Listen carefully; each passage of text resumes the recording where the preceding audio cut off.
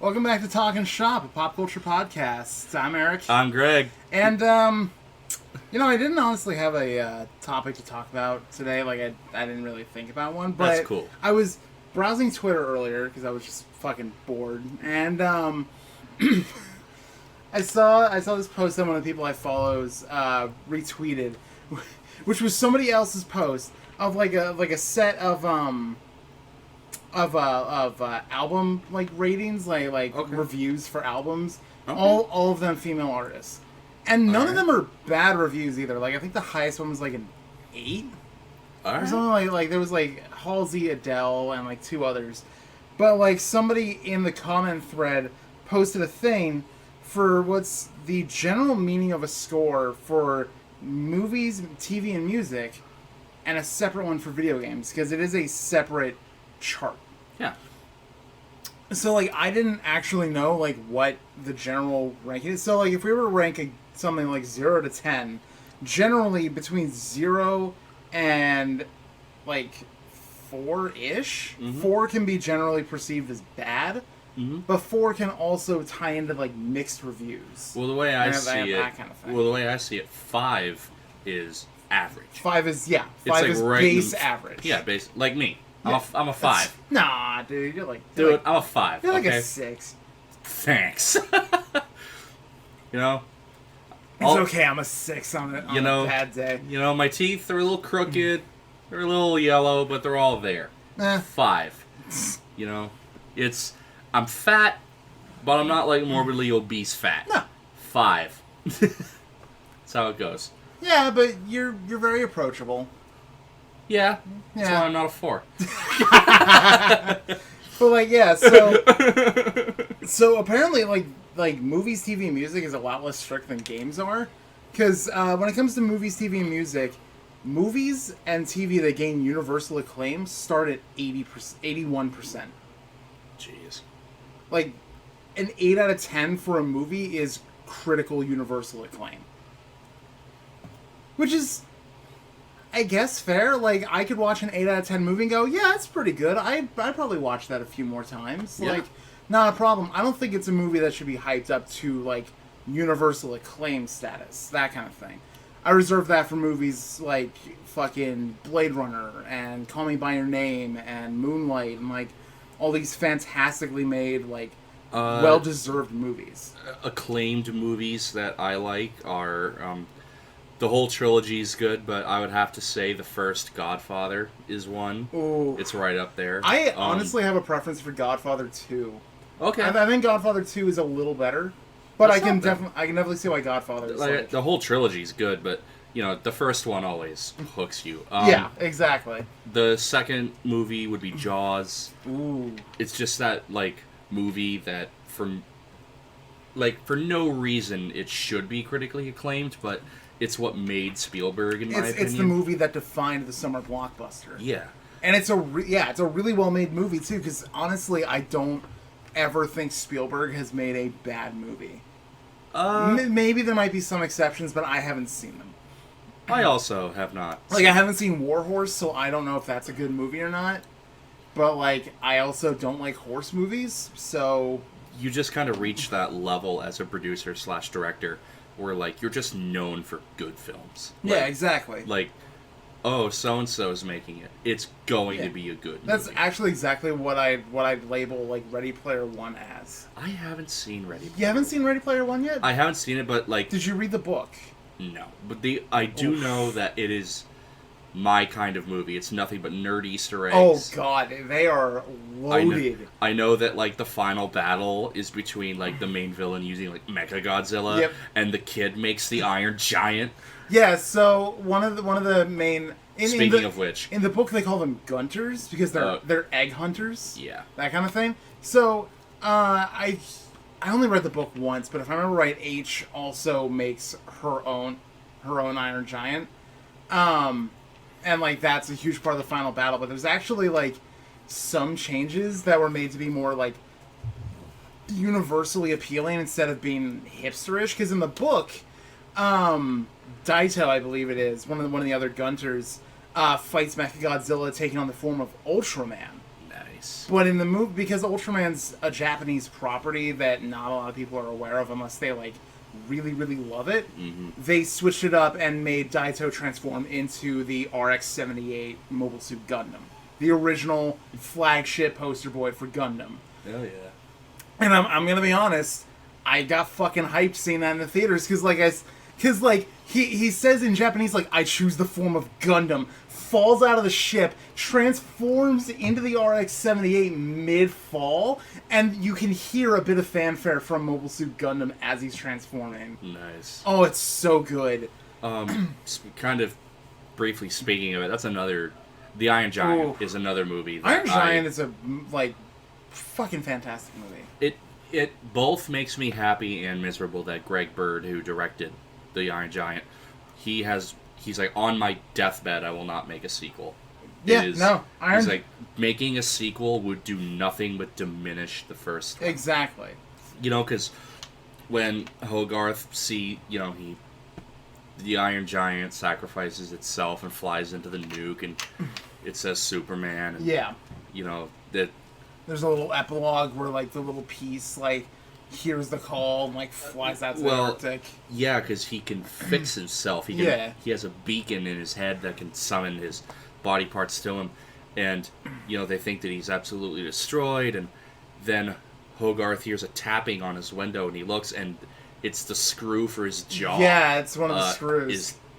Its beacon is activating. It's trying to get out, and so he opens his window, and he sees it rolling through the field. See you later. Like, see you later. And then it cuts to, like, the Arctic, and you can see all of his body parts going towards it. And, you know, sequel bait. It's a perfect ending, though. Sequel bait. And then Greg Bird says, I will never make a sequel. There's no point. I was going to say, what could you even do for a sequel? Yeah, what could you do? And so... Like, unless they were going to have, like, another Iron Giant, like, come out of space and, like, try to take over the planet or something, but... Yeah, it would just be an action-filled sequel. It wouldn't have the same, like, heart and charm of the original. Dude, I resonate with Dean so hard. Oh, God. Just this tired beatnik, just fucking... But he's really only, like, in his late 20s. Yeah, he achieved burnout before his 30s. Oh, goals. I feel that. There's so many good lines from the Iron Giant, too. Like, oh, it is. All of them are right near the end, too. Like... That's not food! It's art! Where's the giant, Mansley? Where's the giant, Mansley? We're going to die here, Mansley. For our country. Screw our country! I want to live! That's the greatest fucking... Oh, and then we can duck and cover. There's a Apollo shelter, like, 12 miles away. That's not going to do anything, you idiot! Oh my god. And then Dean pretends that he built the Iron Giant and tries to sell him to the general. He's like, man, let me get some time to cut the cord, man. Welcome to downtown Coolsville. Population, us. I use that to this day. Oh, absolutely. It's so good. And then, like, a few minutes, it's my favorite scene in the movie, and I don't know why it is, but it's when Hogarth does the cannonball into the lake. Yeah, when he's in the water, giant, yeah. And you just hear and the giant cannonball. And Dean's just like, and Dean's reading a paper, and he looks up, and there's like a 15-foot wall of water about to collapse on him, and he's like, and he just puts the paper up. Actually, speaking of Brad Bird's movies, Greg Bird. No, his name's Brad Bird. Fuck, I thought it was no. Okay. Yeah, his name's Brad. My bad. So speaking of Brad Bird's shit, did you see Incredibles 2 at all? I don't believe I did, no. Really? I really wanted to. So, fun fact, right? I went to see Invisibles 1 with my uncle when it came out. Yeah. And he took me to, not the local theater, but Claremont. Right. There's a lot of Claremonts. He took me to Claremont, and we were the only two people in the entire theater. Only two. I don't know why. Ooh. Just slow release or whatever. Yeah, probably. So, you know, we buy our popcorn. I bought sour Skittles and a Coke. And we walk into the theater, and there's nobody. He's like, oh, cool. Guaranteed good seats. And then, like, the first That was exactly my thought when I saw King of the Monsters, like, 2 years ago. Fizgeek, what do you want? Fizgeeks. And then, first trailer plays, and we're both looking around, and we're like, oh man, these people better hurry up. They're going to miss the... And then it gets to the main credits, and we're like, no way. And nobody else in the entire theater. And so throughout the, like, hour and a half the movie was, my uncle and I sat in every seat. Nice. Every time the, like, usher came in, we would be in different seats. See, oh, God. See, I didn't see Incredibles 1 in theaters, because my family, like... didn't have a lot of chances to be able to like go out and do things with my dad always working and my mom being a stay-at-home mom for like a couple years while my dad was in the military. But like I love Incredibles. I think it's probably one of my favorite like Pixar movies. I think it's one of the best Pixar movies. It's a great movie. It's an absolutely fantastic movie. And I went to go see Incredibles 2 like fuck, did that come out last year or 2 years ago? Last year, I believe. I'm gonna look that up just to double check. Yeah. But yeah, I saw the sequel, and my first thought was, yeah, I know this isn't gonna be. Nope, 2018. Oh, geez. Yeah. Like my first thought was, yeah, you know, this movie's probably not gonna be as good as The Incredibles 1, but I'm not expecting it to be either. But like, it's still a really, really solid sequel. Like, I'd say it's just below the first one in terms of quality. Like, the main villain of the movie, straight up, her name is Evelyn Dever. Okay. Evil Endeavor. Yeah. Yeah. I caught that the second I heard her name. I was like, she's the main villain. Mm-hmm.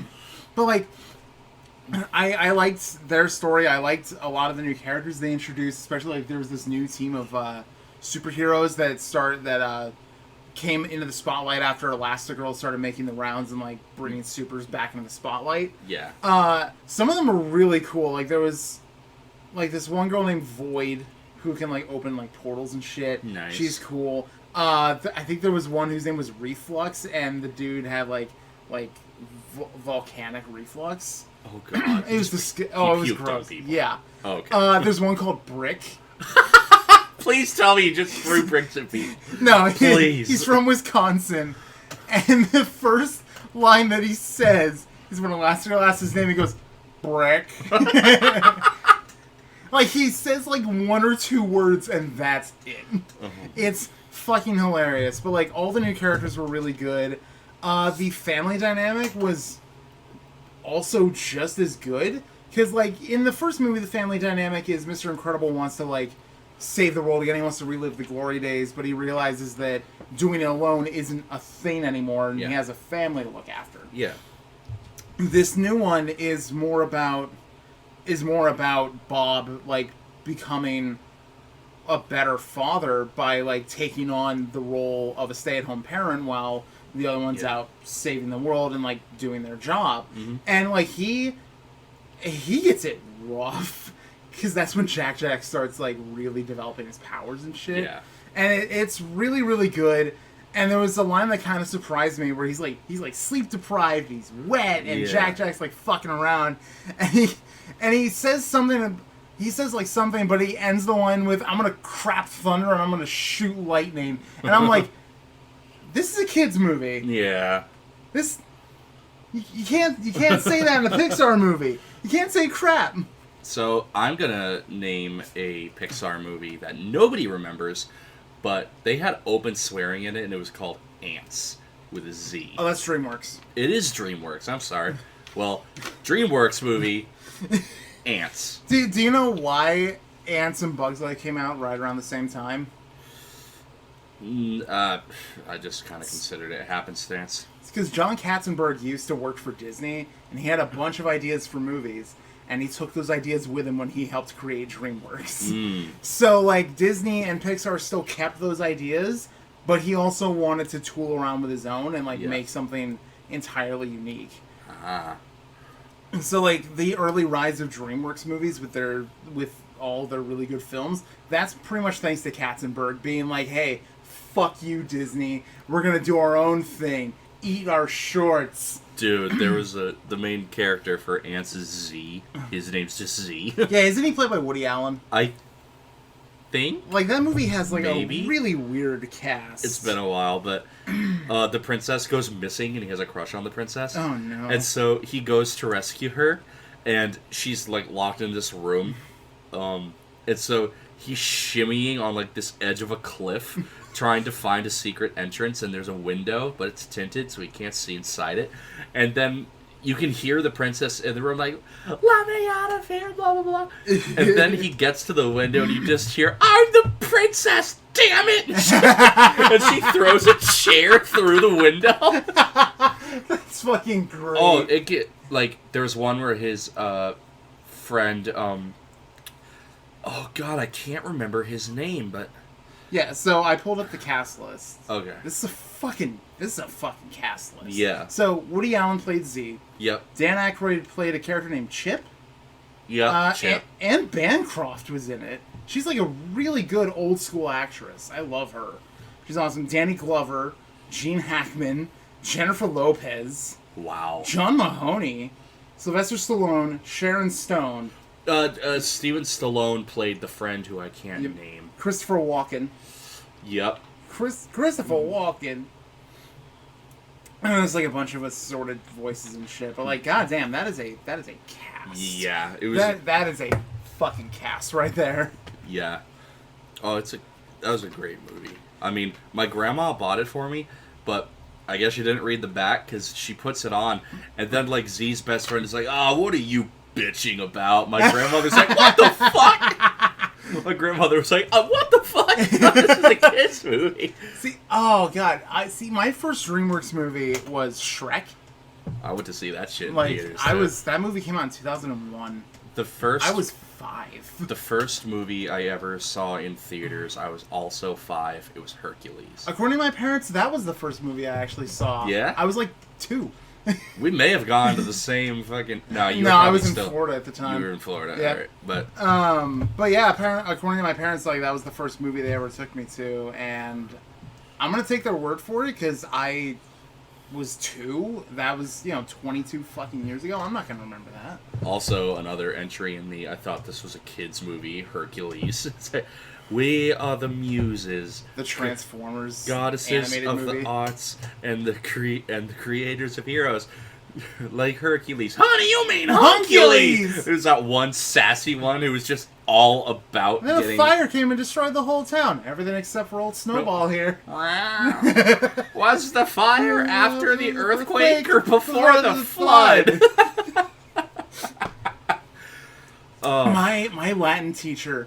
When I took Latin, or not Latin, Greek mythology. That's the class I took. She taught Latin and Greek mythology. I love Greek mythology. I studied it for a while. So it's funny because as a Disney movie, I love Hercules, but as a huge fan of Greek mythology, it's like horribly it's awful. It's awful. See, that was the exact excuse my Greek mythology teacher had. She hated Hercules because she didn't like the music choice being gospel, which makes total fucking sense in a movie about gods. Yeah. Gospel makes such, like, that's absolute kind of the sense. god music. I like a lot of the aesthetics of Hercules, and I like a lot of the characters, especially. Like, I love that Philoctetes. every character design and, like, every location design was designed to make it look like it belonged in, like, Caesar's Palace in Vegas, which is fucking great. I love that design. That works really, really well. Yeah. The music's great. Fucking, dude, Megara is a bad bitch. Like, fun fact: Susan Egan, the woman who voices Meg, played Belle on the Broadway version of Beauty and the Beast that Disney put out 20 some odd years ago. She also voices Rose Quartz in Steven Universe. Wow, she's Steven's mom. Yeah, dude, Steven Universe. Steven Universe is so good. That shit, like, I've watched a lot of episodes, but none of them have been.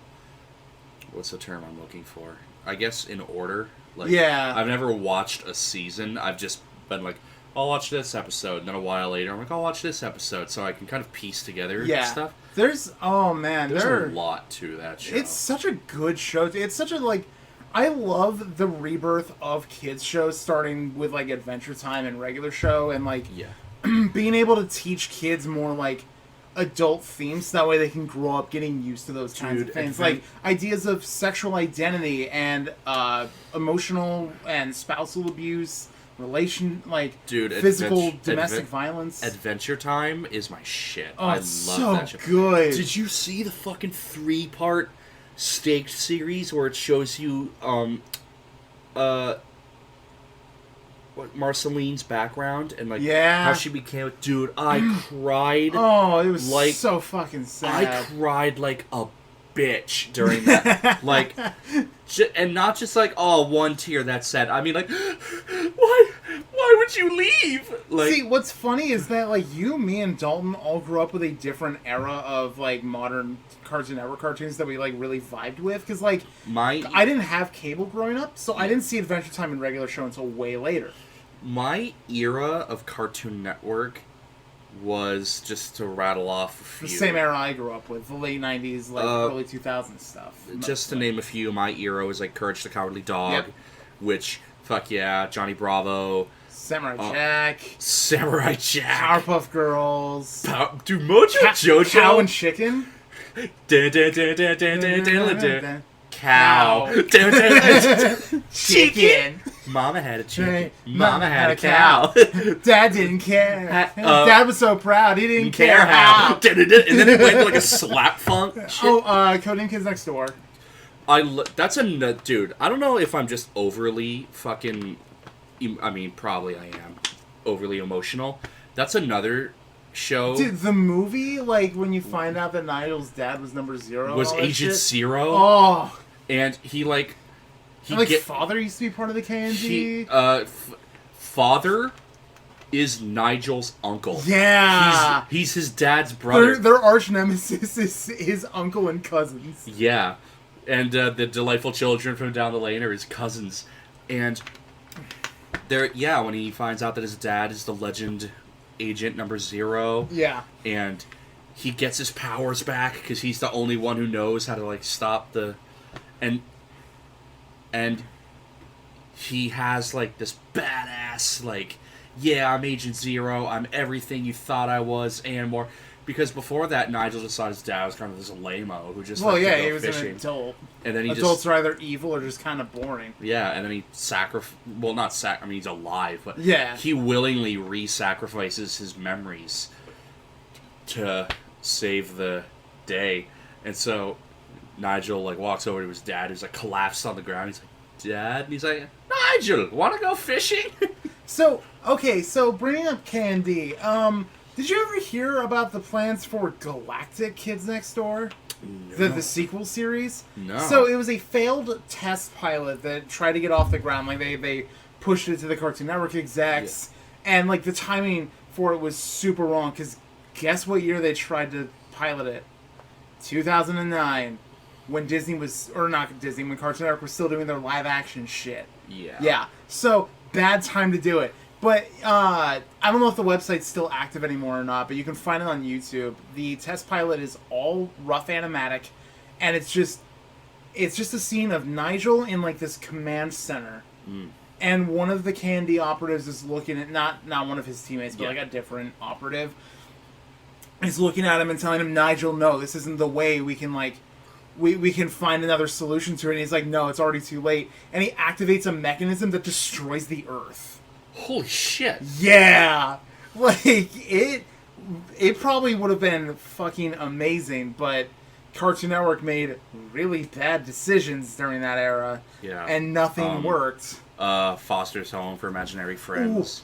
Ooh, yeah. Which, technically it doesn't count because it wasn't the show, it was an alternate to the show. Did you see the blueprint for the original ending? I did not.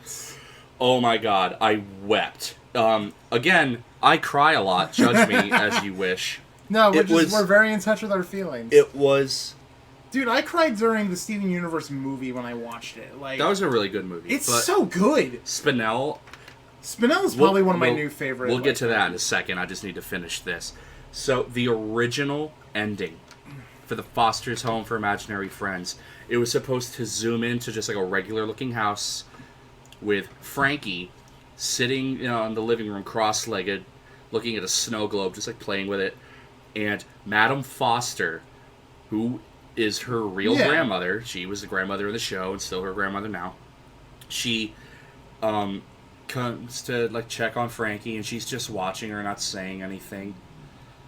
And then Frankie's dad, Madame Foster's son, walks up to Madame Foster. He's like, "Mom, what are you doing?"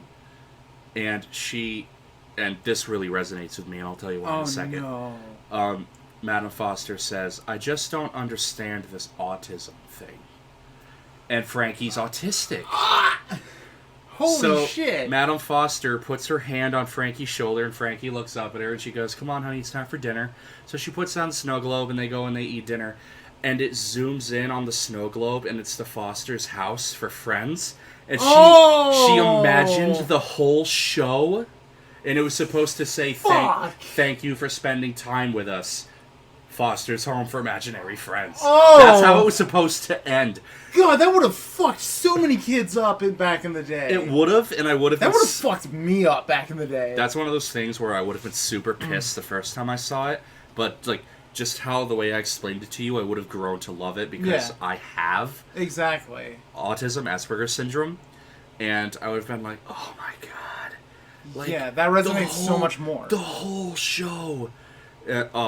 I love it. And then something that not a lot of people noticed, it was pointed out to me on Tumblr, was Madame Foster and Frankie are wearing the exact same outfit. They are. They're wearing the purple skirt, the green hoodie, and the white shirt with the Powerpuff Girls on it, by the way. Because you can see a green, a purple, wasn't and a pink it dot. co-created by the people who did Powerpuff Girls? It may have. Because, I remember they worked on Powerpuff Girls. I think they did another show for Cartoon Network, and then they left to go do My Little Pony. Which I saw a few episodes of, like, back in the day, just because our mutual acquaintance, his little brother was super into My Little Pony. He was like...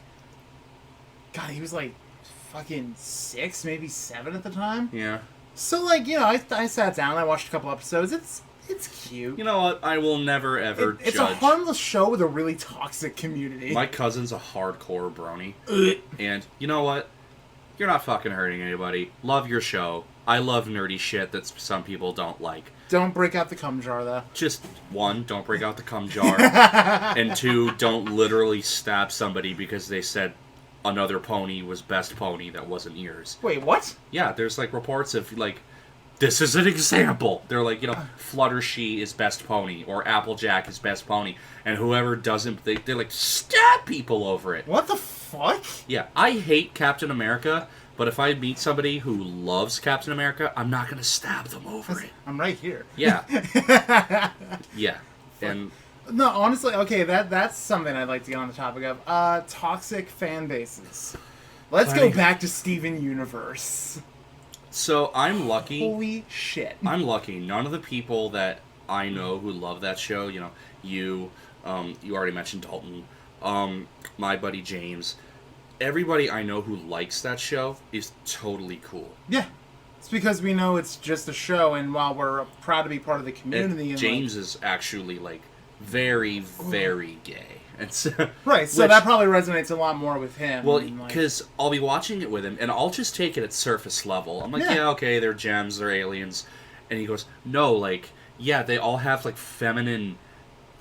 They all sound feminine, and they kind of look feminine. They're essentially sexless. But technically, gems don't have gender. Yeah.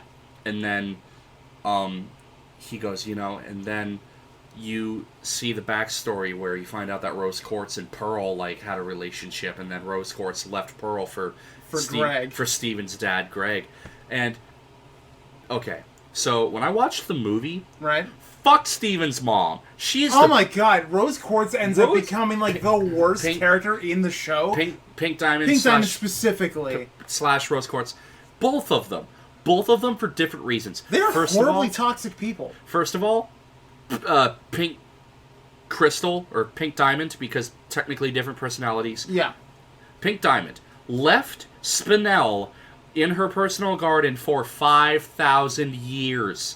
And Spinel was so, like, obedient just because she was... That she just stood there and waited. She was supposed to be the perfect servant / toy, so when she said stay put, she literally did not move an inch of her body for 5,000 years. Yeah. And Pink Diamond just fucked off to Earth and left her there forever.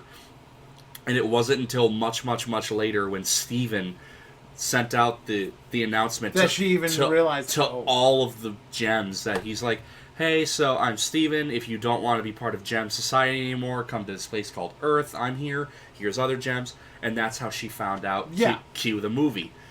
Rose Quartz, one, fucked over Pearl. Fucked over Greg. Left him, like, mentally scarred. Fucked over Pearl, fucked over Greg, fucked over Steven. Do you remember that scene when he and Amethyst are hanging out or something, and Amethyst decides to play a prank on him by turning into Rose Quartz, and he just fucking breaks down? Yeah. I remember that. And I was she felt like super bad afterwards, but fuck, dude. Yeah, and then so another thing that really resonates with me, and you know about this, when Pearl is singing the song "It's Over," and she says, you know, you won and she chose you and she loved you. Now she's gone. Yeah. Because I've had a serious relationship end with that person leaving me for another person, like blatantly. Yeah. Like, hey, I'm leaving you for this person. You know, a serious relationship, years long. And the first time I heard that song, you know, you won and she chose you, I, like, wanted to drive into a tree on the way home. Oof. I was just, like, so... Because it was James who showed me, and he's like... Yeah. Because I told him, too, and he just, like, completely lapsed on it, and when he showed me that show, he saw me, like, getting super emotional. He's like, oh, fuck! And, oh, God! And he muted it, and he's like, dude, like, it's okay. Like, I just need to drink this away. my ex really resonated with that episode, too. For a completely different reason. Like, it wasn't a personal relationship of hers. I think it was mostly, like, just because it's such, like, an emotional thing, like, being just dragged along in a relationship that you just, like, don't... That's something understand you're being essentially used as a tool for. That's something and, like, that's something I can't stand. When both people know a relationship's over and they just keep fucking dragging it because neither one has the wherewithal to pull that trigger. Yeah. But yeah, getting back to why the Steven Universe fan base is toxic as fuck. Yeah. Did you ever hear about the time that a bunch of people ganged up on this one fan artist on Twitter, or I think it was Twitter or Tumblr, because she drew a piece of Rose Quartz fan art, and her style made Rose Quartz look a little thinner than usual. She wasn't like stick thin, you know, or anything, but she was like, you know, much more like realistically proportioned, and everyone like started bullying her and like telling her to kill herself. Yeah, because they're like, you're fat shaming, or not fat shaming, you're cancel culturing, you know, Rose Quartz you're is supposed fatphobic. Like, Rose Quartz is supposed to be a thicker girl. It's like, yeah, okay, but people can have different, you know, art styles. Yeah, there's like, different... I'm sure if I knew how to look up that fan art, I'm pretty sure she'd still be at least, like, you know, slightly chubby or something. Adventure Time did a whole episode where everybody was gender swapped. Yeah. Finn became Fiona, you know, Princess Bubblegum became Prince Gumdrop. Prince Gumdrop. Marceline became Marshall Lee. Like, I love the Fiona and Cake episodes. And Fiona was thick. Fiona was thick as fuck, dude. 2 C's. That's what made me really happy when I first booted up Skullgirls, because the people who created Skullgirls have such a love for pop culture in every facet. Like, one of their major influences for making the game in the first place was Marvel vs. Capcom 2. Mm-hmm. Like, it's really apparent. But, like, one of the characters, whose name is Philia, has an alternate color scheme, like, that you can use, that takes away all the shading off her character model and replaces it with flat coloring and gives her the Fiona, like, color scheme. Wow. Oh, it's so good. And, like, there's a lot of characters that get, like, fun little references. Like, I'm pretty sure Parasol gets a Panty and Stockings reference where she's... Panty Stockings? Panty and Stocking with Garter Belt. I fucking love that anime. It's so good. That's the one thing I'll give our mutual acquaintance credit for. He showed me that show. Yeah, it's so good. But, like, she gets a color scheme that makes her look like one of the Demon Twins. Okay. Which is pretty cool. Miss Fortune, one of my favorite characters in the game, gets 2 color schemes that I use for her every time. She gets a She-Hulk color scheme, and she gets a Morrigan from Darkstalker's color scheme. And I love that color scheme. It looks so good. And oh man, it's fucking fantastic. Play Skullgirls. Give it the credit it deserves. It's so underrated, but it's so good. So when I saw the Steven movie, and Spinel, was like 5,000 years, and she just forgot about me. Yeah. And that was another thing I fucking hated Rose Quartz for, because it's a little complicated, but essentially she sacrificed herself to make Steven exist. Yeah. Different body, different personality.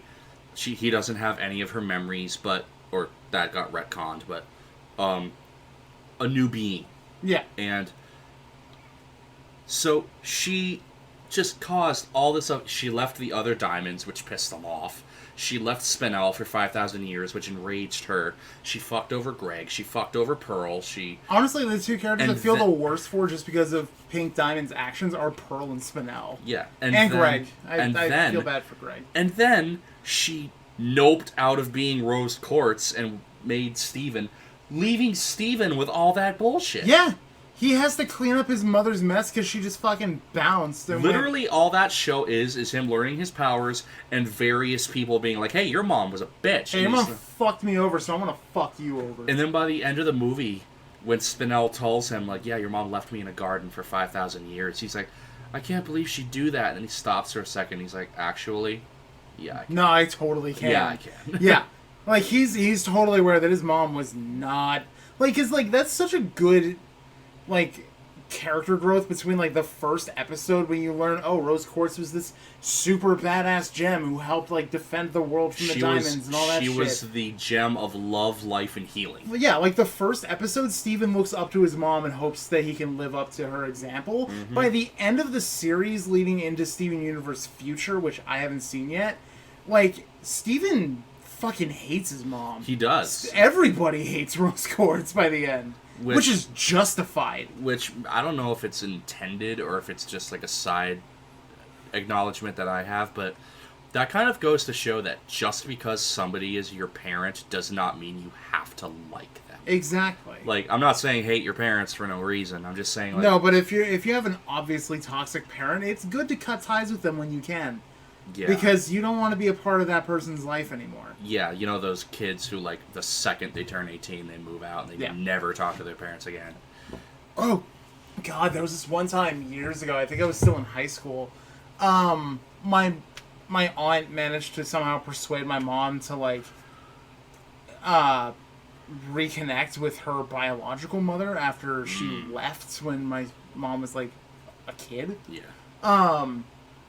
And my mom was like, okay, sure, it's been, like, 20 some odd years by this point, like, maybe she'll change, maybe she's changed, maybe she's different.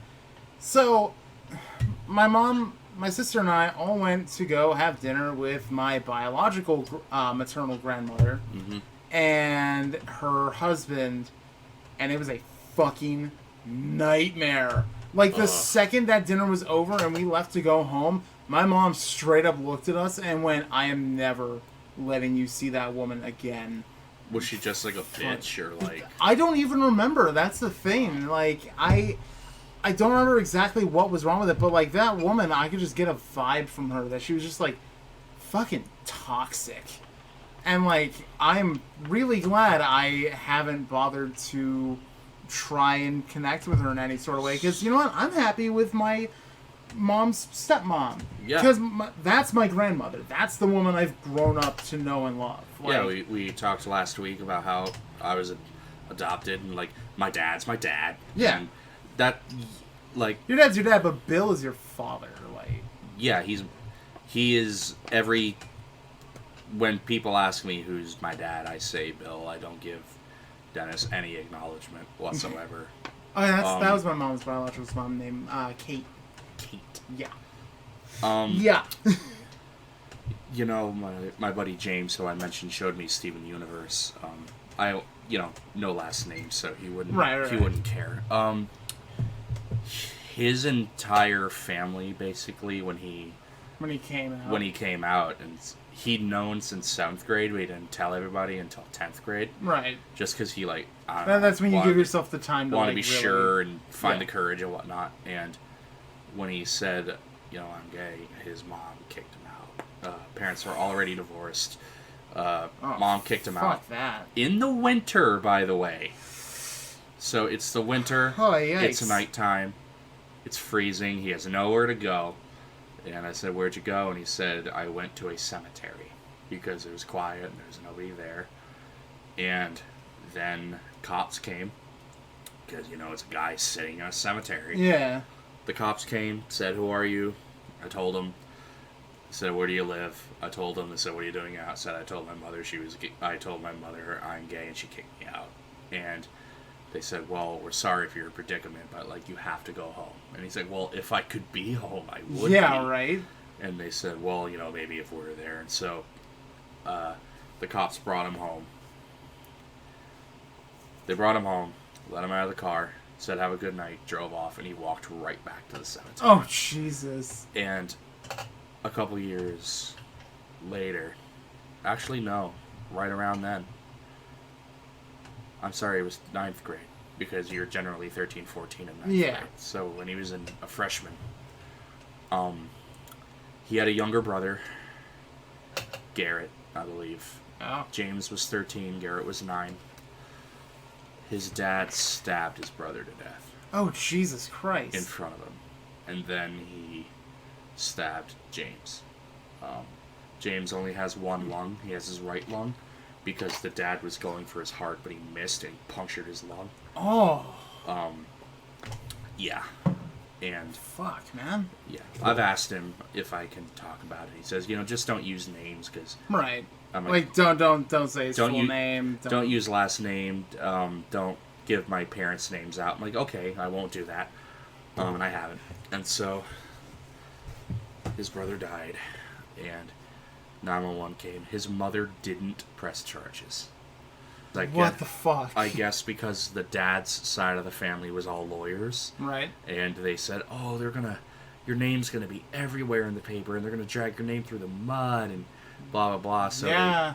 So they convinced her not to press charges, and after she waived her right to appear in court, they said if you'd press charges, he never would have got out of prison, ever.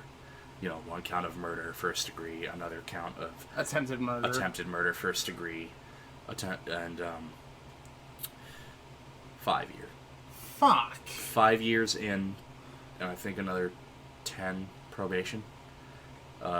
He's not allowed to talk to James, but... Good. But he gives information to his brothers, James's uncles, and they talk to James. And, every year, James goes to his brother's grave twice a year. Once on his would-be birthday, and the other on the day he died. Right. And on the year that his brother would have turned 21, he poured a beer on his grave. Which, it sounds funny, but in the same... No, that's... And then there was one year where... You gotta pour one out for your homie. Pour one out for your brother. And then the other... And there was one year where he said he wasn't going to go. I'm like, "Well, why aren't you going to go?" And he said, "Because this is the year my dad gets out." And... Fuck. And there's a good chance he'll be there. Yeah, no, that's entirely fair. And as far as his mother goes, they do talk, but she's still very, she's not comfortable with the whole gay thing. She's not. And I said, don't get me wrong, fuck your mom. Yeah. But she is now alone with a very estranged child who she's not close with. And an ex-husband who killed their other kid. An ex-husband who literally murdered... And that's the thing. James has a very low opinion of himself, kind of like me. And, I said, "Well, why do you think that you're all these things?" And he said, "Well, when your parents, who are supposed to be your base of support for your lives or your life are telling you you're worthless and you're nobody and you're an abomination. I'm like, James, you're letting a literal murderer tell you that you're a bad person. Like, how can you ever take somebody like that seriously when they've, straight up taken a life? Yeah. No remorse, just... Yeah. So he hates his dad for obvious reasons, hates his mom because, 1, she's not accepting of him, 2, she didn't press charges on his father, 3, she was a shit mom outside of that scenario. I mean, she was very, like, Yeah. And stuff like that happens. You just gotta, you gotta pick up the pieces as you go along and, And that's when I kind of, realized, I just expected that everybody had great parents. Like, everybody had great parents. Not the case. I mean, some of my high school friends had shit parents, man. Yeah. I mean, look, I love both my parents to death, but, they should not have stayed together for as long as they did, because holy shit. It got bad. I was around for, 2 arguments they had. I was around for 2. Yeah, And my dad's parents, my grandmother who passed away and my grandfather who's still kicking, they had that marriage that was, we're going to stay together until the kids are... We're going to stay together for the kids. We're going to stay together for the kids until they're 18 and graduated and moved out. But it was just such a shitty, toxic marriage that it did way more damage than just splitting. Because I'm talking abuse. I'm talking, mutual. They both fucked with the other one. I'm talking open cheating. Open cheating. Hey, where are you going? To fuck somebody who's not you. That kind of thing. Fucking hell. Grandma throwing shit at grandpa and, grandpa cheating on grandma. And I remember once my dad said shepherd's pie is my favorite food because grandpa hates shepherd's pie, so we had it all the time as kids. That's wonderful. Oh, yeah. I mean, it's not wonderful just because of, the context behind it all, but, that's still fucking hilarious. That's some petty humor. So good. Oh, God. My parents had me when they were just fresh out of high school. Straight up. Mm-hmm. My mom is, 20 years and a week older than me. Mm-hmm. She turned 20 a little over a week after I was born. Yeah. And, my parents knew each other for 3 months before they had me. God damn. 3 months. And then when my mom found out she was pregnant with me, obviously she didn't want to get an abortion. No. And my dad stepped up and, promised to, take care of the family and everything. Yeah. And, there have been multiple points, according to my mom, that, she wanted to just straight up leave him because it was just a not good scenario. But, she had 2 kids to look after, and it was still the, early 2000s. So, a lot of people still kind of look down on that. Mom told me that the entire reason her parents, my grandparents on her side, got married was because they got pregnant with my mom. Because back then it was oh, you're pregnant, we gotta get married or everybody will hate us. That kind of thing. But that turned into a 50-something year marriage that... Fuck. Two brothers later, but... I found out... I found out for myself what the, low point was for my parents' relationship when they should have gotten a divorce. That was when we moved up here. Straight up, my dad got discharged from the military. We moved up here, stayed with my grandparents for a couple months, until we could find an apartment for ourselves. And, pretty much, every other day was, a massive, massive argument between the two of them. It was just constant. And, I just knew right then and there, little 10-year-old me was just yeah, someday they're probably going to just end it all and just, get a divorce or something. And they came close. They got separated. Yeah. And then my dad died. So... just nonchalant tack it on. But it's been, it's going to be 5 years this December. If I can't be nonchalant about it at this point, I can't be nonchalant about it ever. Dude. Like, I've made my peace with my dad's death, and I know that there's a lot of things that I know I'm attached to because of him and his influence. Yeah. But, like... He was a cool fucking dude. He was a good man with like a lot of issues. And to be fair, who the fuck doesn't have issues? Who the fuck doesn't? I remember every time I walked into your house, because... You and Dalton were like... You, Dalton, and Austin. Because we weren't just his son's friends. He was like... No, you're his boys. My other kids.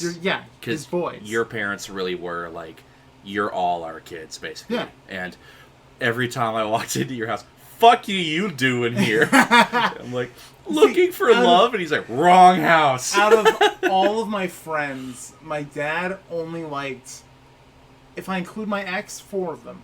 So my ex, you, Dalton, and Austin. Yeah. That was it. Like, he fucking hated the twins. Who didn't? Who did? I fucking hated I was them. friends with them out of pity, and I honestly I would feel too bad if I unfriended them on Facebook. It took me a while, but I finally did. Like, I don't want to deal with that guilt. I knew I stopped one of them from getting his ass beat on several occasions. And was it the actor or the dweeb? The dweeb. And so my cousin and him were talking. Right. Like, happy talking. Yeah. And dweeb decided to get a little mouthy. And you know my cousin. He's that dude who says, like, do you want to fucking fight? And he'll throw down. Yeah. He doesn't care. He's that dude who values his own honor and self-respect over the law. Yeah. And so I walked like up, he won't kill him, man, but he'll beat him to teach him a lesson. Yeah. And so he grabs dweeb by the neck, like fucking Vader style, and pins him to the wall. He's like, the fuck you just say to me? You'd think dweeb would say, I'm sorry. I obviously crossed the line. He repeated it, didn't he? He repeated it. God fucking damn it. So I put myself literally between cousin and dweeb. I'm like, cuz, it's not fucking worth it, man. Like, he's just trying to be cool. Yeah. The whole time I'm trying to save dweeb's ass, he's still mouthing off, because now there's a shield between him and... Oh, Christ. Him and cuz. So... And then there was the time I was hanging out at Dalton's, and his mom's former husband, Gary, who also passed away, unfortunately. Yeah. Gary, it was the same thing. What a good man. It was the same thing as with your dad, Gary. I was just like another one of his kids. He called me his other son. And every time I walked, I'm like, hey, Gary, gave him a hug. The dweeb. Dweeb, sorry. Dweeb. Because I'm going to be honest, I like the actor more than the dweeb. Me too. That's a slight adjustment. Oh, God, it's not much better. Dweeb and actor show up. Dweeb first. Doesn't knock. Doesn't open the door and say, excuse me, I'm here to see. Nothing. He just walks in right through Gary's house. No respect. And Gary goes, who the fuck are you? And Dweeb goes, I'm Dweeb. I'm here to see. And their accents. Yeah, it's their weird little or their speech drawls or whatever. Speech impediment, that's it. And he goes, I don't care if you're here to see my son or not. I don't know you. This is my house. You're just gonna disrespect me by not knocking or introducing yourself. Like, I'll fucking throw you out, kid. Yeah. And that was, yeah. Oh, God. And then there was the time where it was actor, dweeb, Austin, Dalton, myself, and you at your birthday party at your own Nate was there too. And Nate. I knew I was forgetting Nate, Big Daddy. Mac Daddy Nate. Mac Daddy Nate. That was a fun day, but those two were... Oh, God, it was unbearable with those two. I'm pretty sure it was... Still fun. I'm pretty sure it was because of those two that your dad was like, alright, y'all gotta go. Yeah. No, they reached a point where, they straight up looked at me and went, they can hang out if they want, but they are not staying the night here anymore. And I'm like, yeah, that's fair. Which that was year 14th?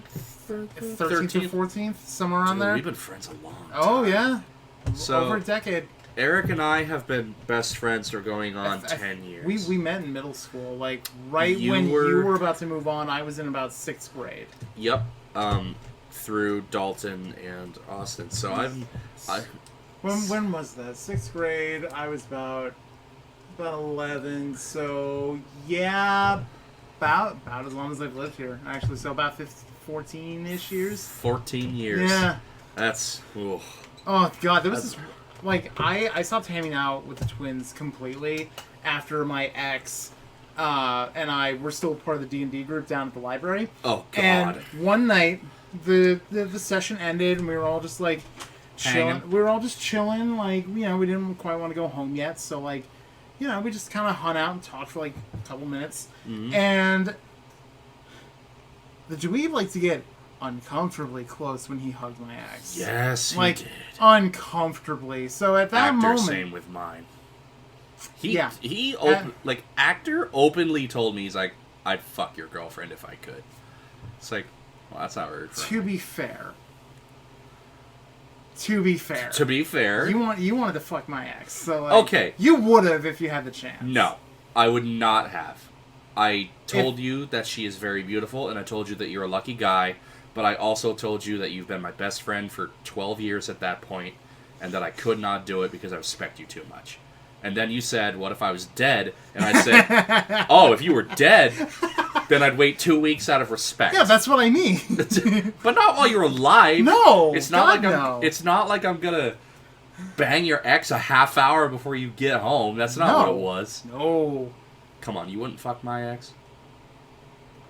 If you two were together now. Exactly. But that's because I'm a man with standards. Yeah, same. Don't make me out to be... I have a good moral ground. Me too. I'm not saying you would if she and I were still together. Like, no, God, no. and yeah, he was like, you know, you stole her from me. I'm like, oh, fuck you. Like, yeah, fuck that. Fuck you, and your man. off and on relationship with that. I've known her since she was 5 and I was 7. I didn't steal her from you. I still see the actor's ex-girlfriend every once in a while. You know, the crazy one. That doesn't narrow it Begins down. with an A. Oh, fuck. Yeah. Oh, fuck. Yeah, I still see her every once in a while, like, coming into Shaw's with, like... Honestly, I don't know who comes in with her. I don't know if it's like a relative or a friend or a helper. I don't know what it is, but like, my God, that man could not have made a worse choice for dating anybody. Beggars aren't choosers, I guess. You can stand to be a little choosy when you have to deal with that. So the cuz who almost beat up Dweeb, right? He dated her for a hot minute, and she tried to pull the I'm pregnant card. And turns out she wasn't. She just made it up for attention. Didn't she, like, actually have a kid at some point? She may have, but long after she'd broken it up with cuz. Yeah. So she said that she was pregnant, and then she went around the school saying she was pregnant and that my cousin didn't want anything to do with the kid. Trying to, like, smear his image. What the fuck? Yeah. But she fucked up because every person she told them a different... She told one person she was 2 months pregnant. She told another person she was a month and a half pregnant. And she told the third person she was only 6 weeks. And she told, everybody got a different time. Right. And so I heard her on the bus smack talking my cousin. And I was like, how far along are you? And she said, 2 months. I'm like, well, that's weird because I just heard you tell them a month and a half. Fuck. And so we get in this verbal argument. And she says, I can't believe that you're defending him. He's such a piece of shit. I'm like, I'm defending him because you're lying. Yeah, because you're a horrible, filthy liar. Yeah, knowing my cousin, he wouldn't ever stick his dick in that Venus flytrap you call a pussy. So, Christ. Yeah, I said some cringy shit when I was younger. Facebook memories, that shit, where it shows you, like, you posted this 9 years ago. I cringe so bad. Yeah, no, same. Oh, God, actually, Speaking of making fun of gross people and shit like that, so my entire D&D group is made up of friends that I've made working at Shaw's. Mm-hmm. Entirely now, because my buddy Trevor and his girlfriend just got a job at the bakery at Shaw's. So, shit. yeah, now I'm officially friends. Now all my friends have officially worked or are working at Shaw's. Yeah. It's fucking weird. But, so there was one woman who worked in the deli for, years and years and years before I even got there. Mm-hmm. I'm not gonna say her name, but, she was pretty gross. Of course. She, oh gosh, she would do, the grossest things. Like, when my buddy Trevor first started, I'm sure I've said this on one of the other previous episodes, but, my buddy Trevor's, a decent, 7, 8 out of 10 ish. He walked out of the deli one day to go get chickens or whatever to put them in the oven, and as he's walking away, this woman looks at our buddy Adam and looks at him and goes, "Oh, that's a hunk of man right there." She was I think she was right in the middle of a divorce with her husband and was cheating on him for months with the ex-assistant manager of our bakery, who was cheating on her own boyfriend with her. Oh my god. And all this crazy shit, and it was nuts. And every once in a while, when we want to make fun of her, we either make fun of her lack of dental hygiene, Oh fuck. or we make fun of her relationship with her now girlfriend. Yeah. And her gross oyster coochie.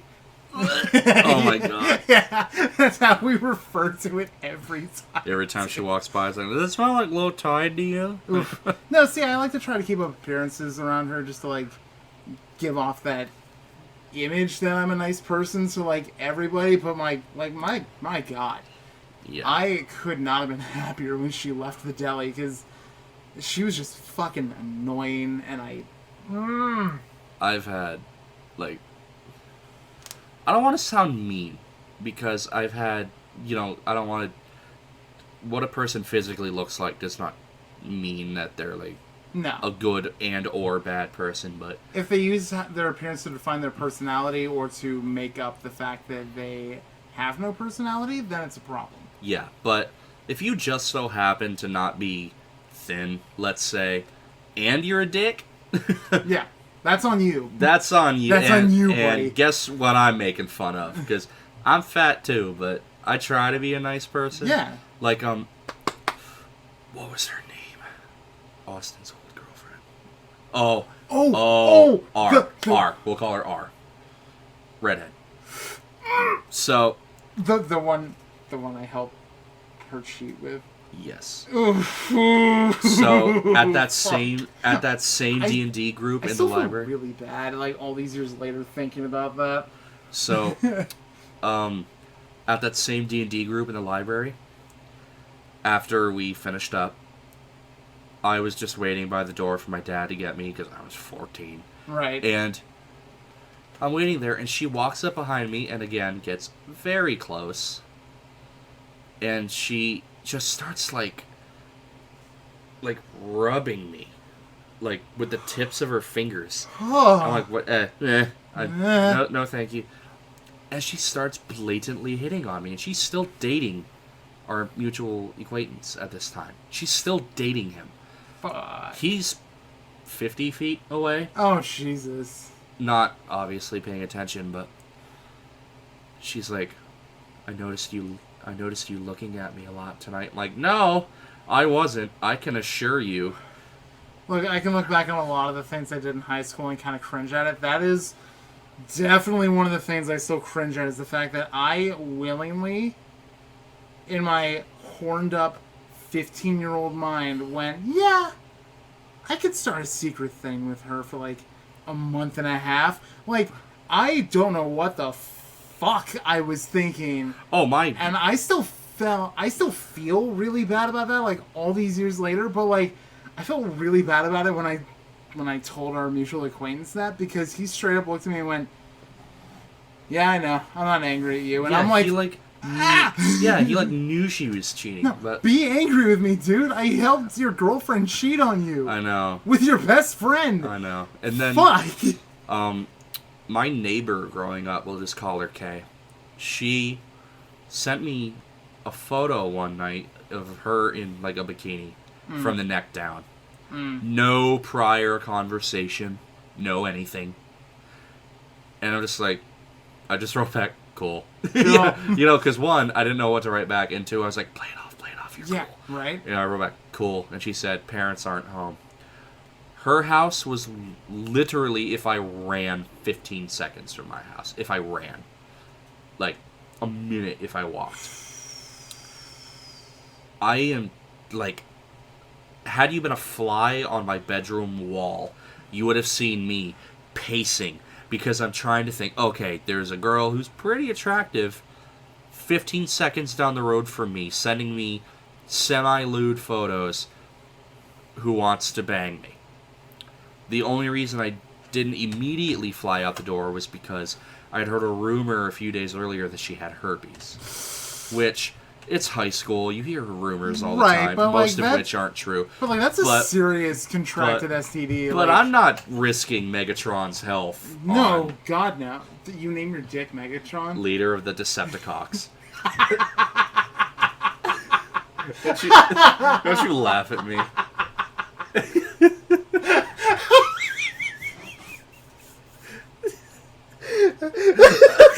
Jesus Christ. Most people don't laugh that long. Jesus Christ, man. Well, when you whip it out, do you make the Transformers noise? Roll out. Oh, God.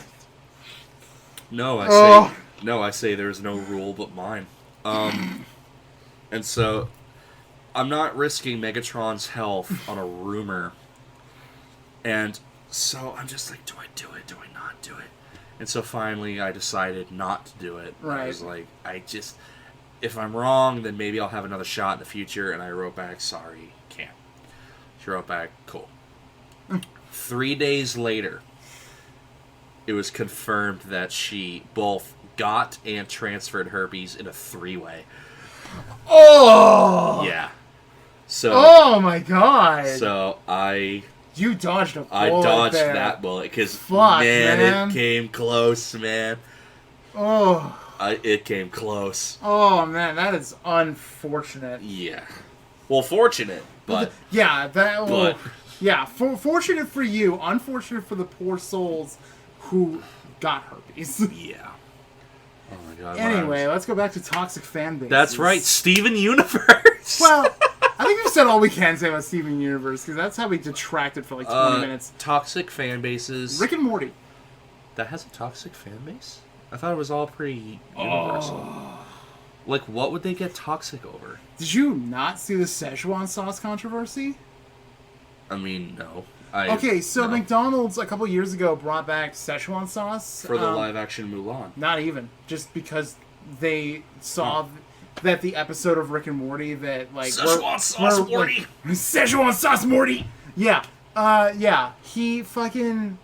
Like, they got in touch with... I think they got in touch with Justin Roiland and Dan Harmon or something. But they just decided, hey... You know, this whole community of people really like this cartoon that brought up a sauce that we had back in the 90s to promote our movie. Why don't we bring it back? And that was a fucking mistake. Jeez. Because you had crowds of people, like, blocking the entrances to McDonald's, like, because they're just so full. Like, chanting, "We want Szechuan sauce!" Like, all that shit. There's another video you can find of a guy who, like, had a temper tantrum, jumped up on the counter, like, did the fucking cornholio thing, and collapsed on the counter and went, "Ree! Ree!" Like, he was just, like, convulsing, and Jesus Christ. It ended with him Naruto running out of the McDonald's. And, like, not only that, but just, like, here's the thing. I think Rick and Morty's just an okay show, and I'm sure that's going to get a lot of flack.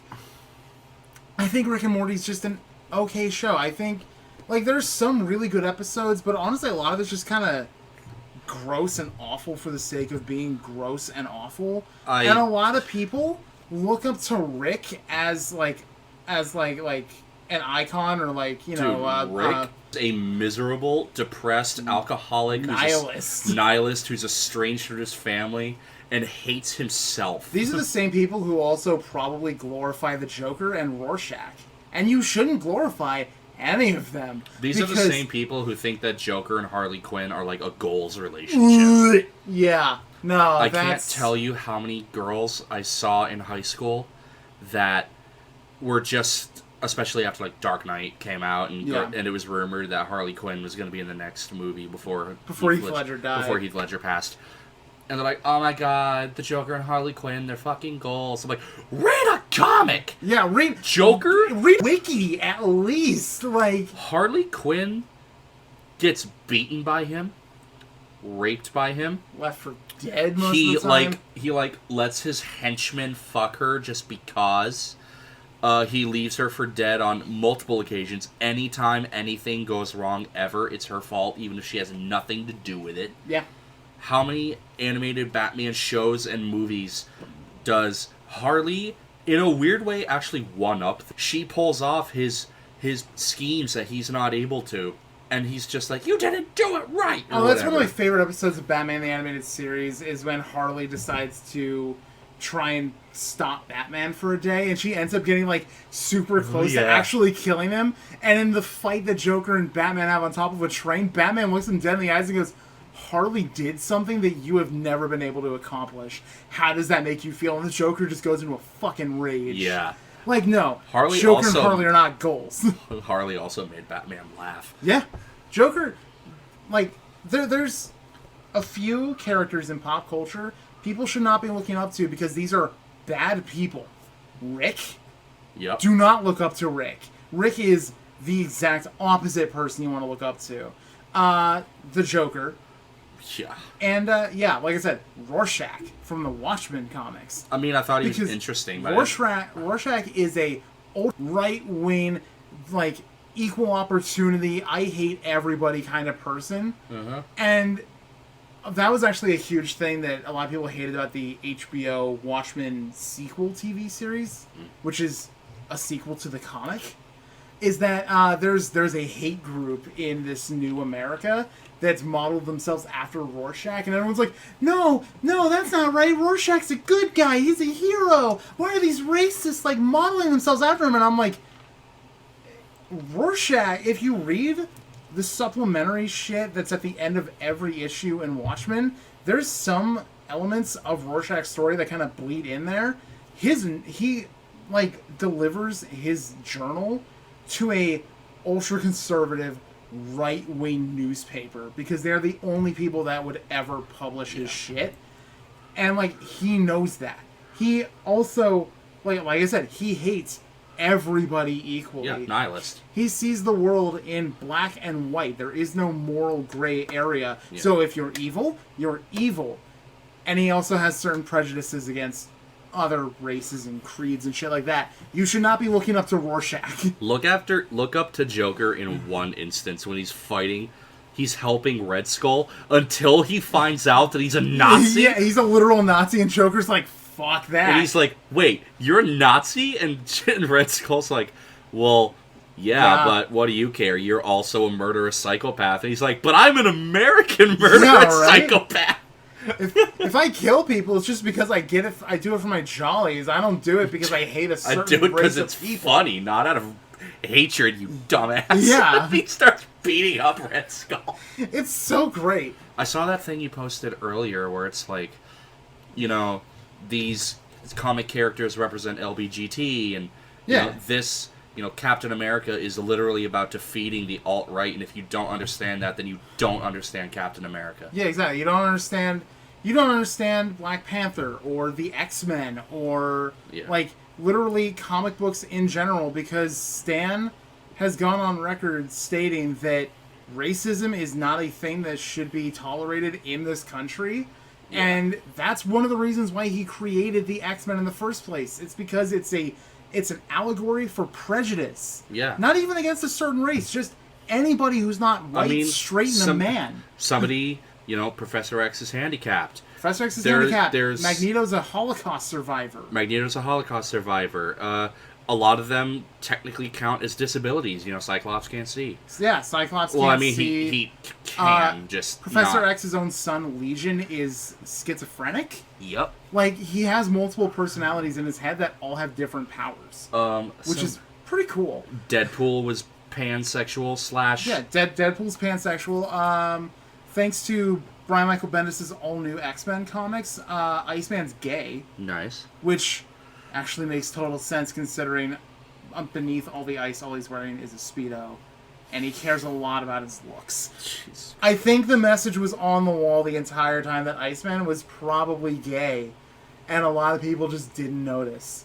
But, here's the even better thing, is that,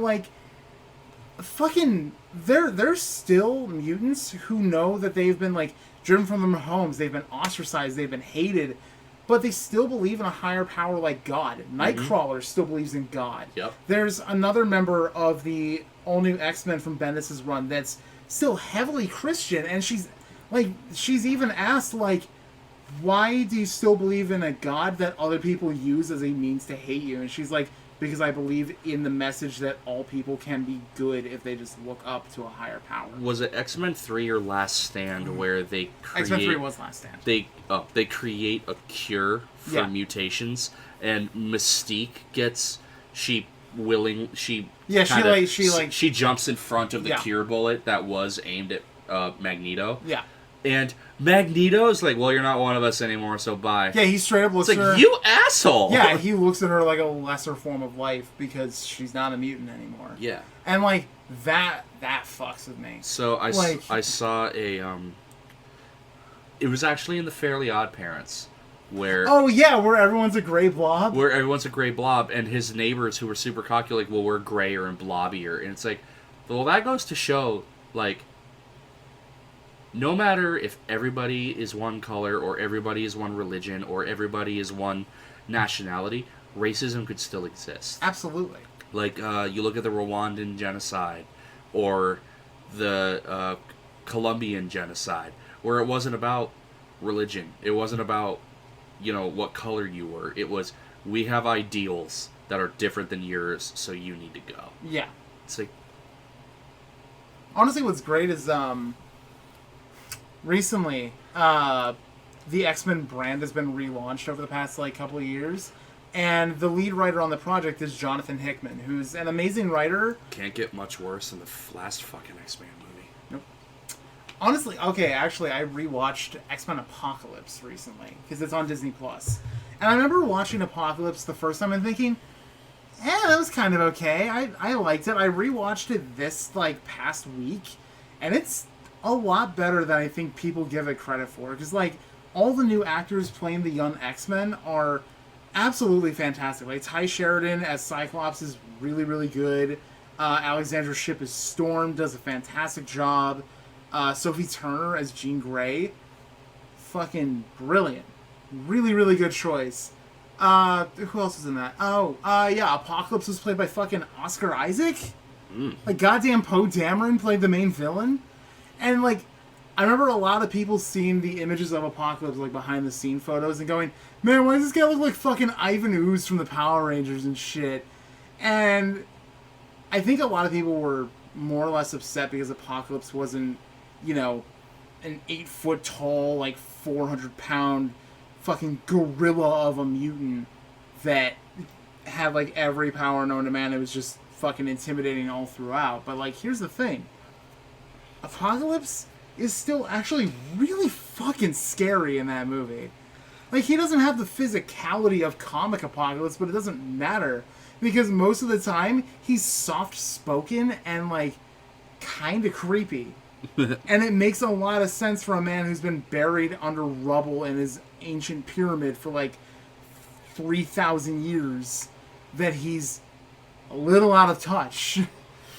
And, a lot of that movie still works really, really well. I loved all the mutants they picked for his Four Horsemen, because you've got Psylocke, who has a fantastic costume.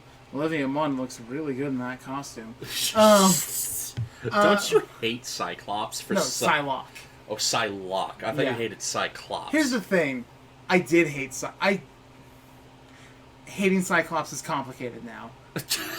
Okay. Okay, X-Men 1. Here we go. Cyclops. So, I grew up with the X-Men movies before I read the comics. I hated Cyclops. He was just a... I know you did. You had like a blatant hatred for him. He was just a fucking dick. And there's still some actions that Cyclops has taken in the comics that I will never condone. Like, he... after the events of Avengers vs. X-Men, when, like, the Phoenix Force is, like, scattered to the wind, and the battle's over, Professor X is still dead by Cyclops' hand. Which... no, don't. But, honestly, like...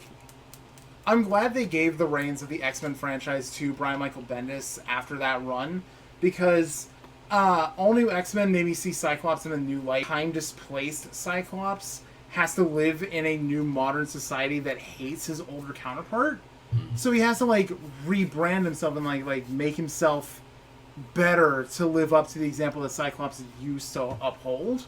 Okay. And Uncanny X-Men, which is the Cyclops story, has Cyclops as essentially like a Malcolm X type figurehead as a savior of mutants and shit, and it works really well, and he's a really, really good character in those books. So like I don't hate X-Men 1. I thought it was fucking Wolverine. What do they call you? Wheels. Like here's the thing, X-Men. And then X-Men has been very hit or miss as a movie franchise. Yeah, because like X-Men 1 is that level of like early 2000s cheese where like the 90s was like starting to die but like not quite, but it still worked and it made a ton of money. X-Men 2, fucking fantastic movie. Yeah, that's a really good movie. Last Stand, it's kind of a dumpster fire. We never got the yellow and blue Wolverine costume. We never did. We never even got my favorite, which is the brown and yellow. Well, I guess Hugh Jackman tweeted a photo of that costume. There is a deleted scene from The Wolverine where I think her name's Yuriko, like hands him a case and he opens it up and there's the brown and yellow costume from Uncanny X-Men. And my first thought was, holy shit, they're gonna give Wolverine his comic costume? That's awesome! And then we never saw it. And I fucking That's actually a joke from X-Men 1 that I can't fucking stand, is when they're all in the outfits and they're in the Blackbird and Logan goes, what, you guys actually like save the world in these things? And Cyclops goes, well, what do you expect? Yellow spandex? And my first thought is, yes! Give me the silly looking fucking costumes. I don't care if you have to modernize it like a little bit just to make it look more presentable, but like, God, just give me the fucking costumes. Give me what we all want. Give me those silly 90s designs that don't work. And guess fucking what? Make a joke out of it. Have Logan be like, are you fucking serious? Yeah, right? Starting with... Honestly, sadly, starting with Apocalypse, they actually started, like, modernizing a lot of the classic designs. Like, at the end of Apocalypse... when the X-Men is like reformed into this new team led by Mystique, they're all wearing like they're wearing like full like functional suits. They're not wearing spandex. Yeah. So it looks like they're a little armored up. But every single design follows the exact color scheme and pattern of their 90s comic costumes, including Cyclops's, where he's got like a fucking like. Because, like, his 90s costume had this, suspender-looking thing that, like, that hooked onto the left side of his outfit, and it broke off, like, right around the chest area where the X emblem was, and it split off, around his shoulders and onto his back, and then it, like, spread back down. And they gave him that costume at the end of Apocalypse, and I was really excited for Dark Phoenix. Because I was like, holy shit, are they going to wear those costumes? That would look really cool. And I'm kind of disappointed. Because they gave them, like, a modernized version of the Grant Morrison X-Men run comics, which was all black with, like, jackets with a big yellow X on it. but they changed it to blue and yellow jumpsuits with a yellow X. I love how Deadpool had the X Force so that it wasn't, like, sexist. Oh, God. No, here's... Okay, that's... Yeah, now that I'm thinking about it. Last Stand isn't nearly as bad as Dark Phoenix. Let me put that out there. I never saw Dark Phoenix. Oh! But that's the one where literally, like, every week the script was getting rewritten.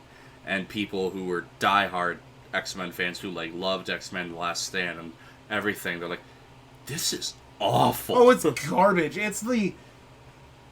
I was going to say it's the worst movie in the franchise, but honestly, I'd say it's on par with Origins. They're both equally bad. Oh, Origins Wolverine? You didn't like Origins Wolverine? No, that movie sucks, man. I mean... Okay, first off, Rafe... The soldier he saves tries to absorb his healing factor. First off, Rafe is a really cool character in the Wolverine solo comic from the 90s. And he's meant to be like one of Wolverine's buddies from like back in the day when he was part of a Black Ops group. Why the fuck would you cast Will.i.am to play this fucking character? Why? Popularity. I don't care. You cast a good actor, not a fucking music star who's never acted before. You don't fucking do that. So, yeah. Wraith, played by Will.i.am, bad idea. Blob isn't even a mutant. He's just a fat dude, which is fucking stupid. Did you call me Blob? Gambit's fucking... Gambit's always been a fucking prick, but he is an insufferable prick in that movie. I hate him. I hate him so much. Liev Schreiber's Sabretooth was okay.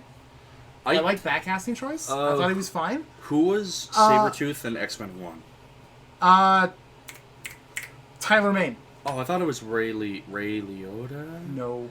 He kind of fit that mold, though. No, I believe Sabretooth was played by Tyler Mane, who used to be a wrestler. But I thought forever that Sabretooth was Wolverine's brother. Because of the movies. Because of the movie. It made them seem like they've known each other since they were kids and they were brothers. They just happen to have similar mutations. Like that kind of thing. Yeah, it was right. It was Tyler Mane. Look at this fucking guy. Holy shit! Yeah, right? Like, my buddy Jason actually met him at a horror convention a little while ago because he was the actor for Michael Myers in the Rob Zombie Halloween movies. That beard makes me feel inadequate. Right? Yeah, he met him at like a horror convention. And, like Tyler Mane's a big dude. Like he's tall. Yeah. He's probably about as tall as us. But he's like way thinner than a lot of people think. Yeah, he's built. Though. He's built. But yeah, no, like Liev Schreiber's Sabretooth was okay. Hugh Jackman's still fine as Wolverine. I thought he did fine. Yeah. Ryan Reynolds was a really good Deadpool until they fucked him. And dude, then that fucking Deadpool was just I don't even want to call that a Deadpool. That was when he had no mouth and he was like shirtless and he had the blue circuitry looking shit. Yeah, and the blades came out of his arms like fucking Baraka. Whose idea was like, hey, you know what we can do? You know this character whose literal moniker is Merc with a mouth? What if we just took that away? Yeah. What if we gave him Cyclops' eye beams for no reason? They did give him teleportation, though. Right, but that's meant to be a tool in his belt that allows him to do that. He doesn't have the power of teleportation. He's wearing, like, khakis. Yeah. Like, no. That was fucking stupid, and I hate it, and it's awful. And you technically can't kill Deadpool, but they cut off his head and it killed him. Until the after credits scene when his head's in the rubble and he goes, shh. Like, yeah, no. That's fucking dumb, and I hate it. And Origins actually brings in a massive problem with that the X-Men movie franchise had after that. Retconning the timelines. Because after Origins came out, First Class came out. Didn't they literally make it so X-Men 3 never happened? Because of Days of Future Past. Yeah. Which is good. That's fine. But, so, like, the way the timeline works is you had X-Men 1, 2, 3, and then, Origins 1, 2, 3, Days of Future Past. The future segments. Wolverine goes back in time in Days of Future Past to the 1970s. which is supposed to be when Origins takes place. So automatically, Origins is wiped from the timeline because that doesn't make any fucking sense, right? The Halloween franchise makes more sense. Dude, the Halloween franchise makes less sense, actually. I was being sarcastic. I know. But, like, then, the past segments of Days of Future Past actually, hold up. See, a hardcore fan can't even figure this shit out. Okay, so chronologically, First Class, which takes place in both timelines. Because fuck you. So that needs to be the next X-Men tagline. It's like, X-Men something. Fuck you. Don't ask for anything again. You're gonna watch it anyway, aren't you, you little piggy? Little pig boy. Give us your $15. Okay, so in both timelines, First Class, the Prime timeline has Origins. After that, 1, 2, 3, the future segments of Days of Future Past. Wolverine goes back in time in Days of Future Past, and that creates a whole new timeline that wipes out pretty much the rest of the original timeline. So you've got First Class, Days of Future Past, Apocalypse, Dark Phoenix. I'm not missing anything. Yeah, Dark Phoenix. I can see your brain having a stroke trying to figure this all out. And because they've never announced in what timeline it's supposed to take place. Oh fuck, I forgot the Wolverine. God damn it. That's see what I mean? The other Wolverine spin-off movie. See what I mean? A hardcore fan can't figure this shit out. Off in its own nebulous void of time because they never announced like what timeline it's supposed to take place in is Logan. Now, Logan, literally the character, he was born in like the 1800s. 18. I thought it was like early 17. So 1800s, well, like and he dies in modern day. So he's like 400, roughly. Ish. Or that would technically be 200 and change. Yes. So like, I think the comics actually have a proper date of birth. He fought in the Revolutionary, Civil Wars, World War I, World War II, Korea, Vietnam, Desert Storm. Okay, so according to the comic canon, not even the movies, according to the comics, Wolverine was born in the late 1880s. Oh, I guess he didn't fight in the Civil War then. Nope. In the movies he did. In the movie Logan, which takes place... So he's 120. Yeah, in the movie Logan, which takes place in 2029, Logan is 197 years old. Huh. So, according to the movie timeline, if I do some quick math... I mean, that's 1700, so he'd 1832. Be like... So he would have been old enough to fight in the Civil War in the movie timeline. Yeah. Why'd they make him older in the movies than in the comic? I couldn't even begin to tell you. Dude, Wolverine has gotten an all-star fucking treatment since the movies. Like, up until he died for a little while. Yeah. But, like, there's an alternate timeline future where, like, fucking... Or maybe it's the main canon timeline. I won't know until Marvel says otherwise, but, like, in Jason Aaron's run of Thor, there's a concurrent story between modern Thor and his struggles, and a separate story where Thor's an old man. He's the king of Asgard, in an age where the universe is dying. Like, he's at the end of time. Wow. Guess who's at the end of time? Wolverine. As the Phoenix. Oh my god. Wolverine gets the Phoenix Force, and he looks like an ancient, like, samurai. Like, he's wearing, like, pure white, like, samurai robes. His hair and beard have grown out, like, super long. And his claws are made of fire. Oh my god. It's pretty cool. Didn't Wolverine literally fight Satan once? Yes. In an alternate universe, he's also the Prime Minister of Canada, and he's in a gay relationship with Hercules. What the fuck? Yeah. Wolverine has some pretty cool alternate takes. Like, fucking Wolverine Noir. He's a PI. Don't even fucking tell me. I like Wolverine. I do. Especially with Hugh Jackman playing him. He's a very interesting... It's going to be really hard to replace him when Marvel finally casts somebody. It's a very interesting and solid character, but... holy fuck, did they milk him for every cent they possibly could. Yeah, that's actually my biggest gripe with the X-Men movies and why it's the retconned timeline starting with First Class and Apocalypse and all that shit doesn't work. That old Bo Burnham song where he's like, we know it's not right, we know it's not funny, but we'll stop beating this dead horse when it stops spitting out money. Because that's a genuine problem being a hardcore fan. Yeah. Because Wolverine is too interesting a character even to have if other you people. know something's gonna suck, even if you know from the reviews and the critics and everything, and just preemptive, alright, well, this is what the last movie had, so this is gonna suck, like me with The Last Jedi.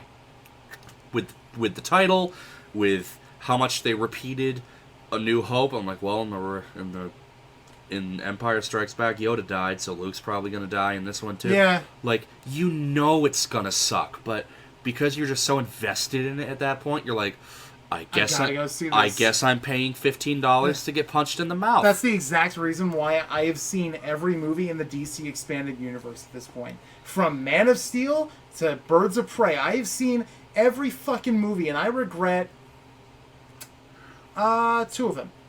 I regret 2.5 of them. Okay. Suicide Squad. Fuck that movie. That movie blows. It is the absolute fucking worst. Yeah. I'm like, wait, Harley just hits her fucking heart with a bat and that's it? Yeah. So, like, fuck Suicide Squad. The movie's garbage. I can't wait for James Gunn to do a soft reboot of it.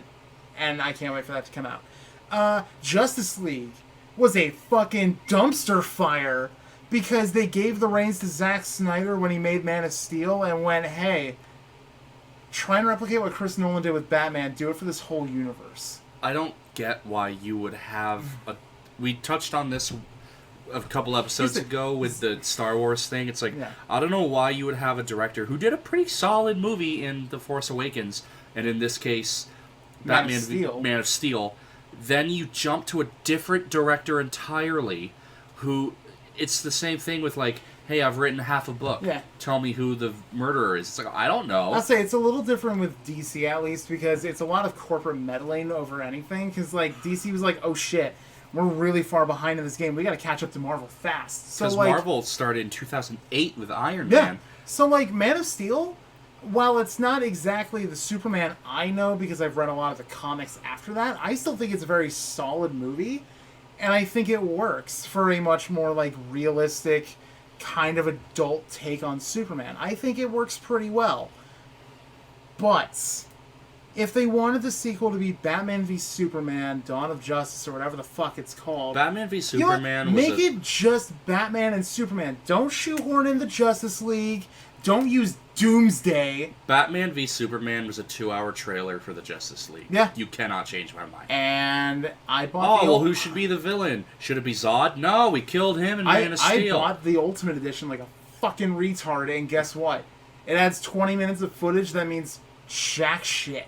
Yeah. It is bad. Should we have Zod be the... No, we killed him in Man of Steel. Alright, well, who do we have? I know. Doomsday. You mean, apart from maybe Darkseid, the be-all, end-all villain that literally beat Superman to death once? Yeah. You know, you couldn't make Lex Luthor a more interesting villain than what previous movies have done, where he's just obsessed with power and real estate? Okay. You know, like, fuck Lex Luthor in those old movies. Side question. Opinion on Jesse Eisenberg as Lex Luthor. Fucking hate it. Fucking hate it. I hate Jesse Eisenberg as Lex. It makes no fucking sense. Because in the comics and in everything else that Lex has ever been in, video games, cartoons, other shit. Black bald guy. Lex, well, not black. But like, I legit thought he was a black bald guy. Maybe in some universes. But like, Lex is this cold, calculating super genius that killed his own family because he hated them that much in ways that could never have incriminated him. And he took that fortune and made his own multi-trillion-dollar conglomerate company out of it. And his sole quest is to kill Superman because he believes that Superman is holding humanity back from its peak potential. And that is a fucking cool character. Lex Luthor is so fucking cool. And what do? They turn him into this fucking, like, twitchy, like, mumbly fucking ginger piece of shit played by Jesse Eisenberg, who's obsessed with fucking Jolly Ranchers, and like, yeah, mm, yeah. And also he literally just walks onto Zod's ship and takes it over. Yeah, straight up. Like he uses a kryptonite scalpel to like peel off like his fingertips to use for a DNA scanner. Yeah. And like, you know what? That's smart. That's what I would expect Lex to do. Would you like to take over the ship? Yes, please. Yes, please. Like, motherfucker. Yeah. Also, Lex ran for president. The Lex Luthor I grew up with bought a shit ton of land in Nevada because it was cheap as dirt. Yeah.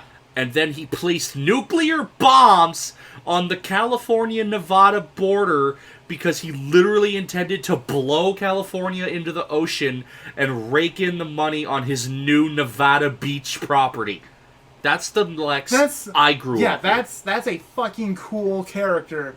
And, like, here's the thing. Lex will go out of his way to fuck with Superman most of the time anyway. Like, there was one episode of Justice League, I believe, where, like, Lex is running for president, and like he's doing all this like really nice shit, and Superman's going fucking crazy. He's just like, no, Lex doesn't just do a fucking heel turn like this. He's got to have some master plan, and he ends up destroying an orphanage that Lex built because he thought there was a bomb in there. Yeah, and when there was no bomb, Superman's like, fuck. And Lex's plan was to smear Superman's image by just being a nice dude. Yeah.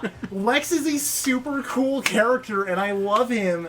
I love that a dude who is ultimately indestructible, unless you have very certain cases, constantly gets bested by this can get dude in a fucked business with. suit. That's the second rich dude who just fucks with him on it. Yeah, what's your power? I'm rich! It's great.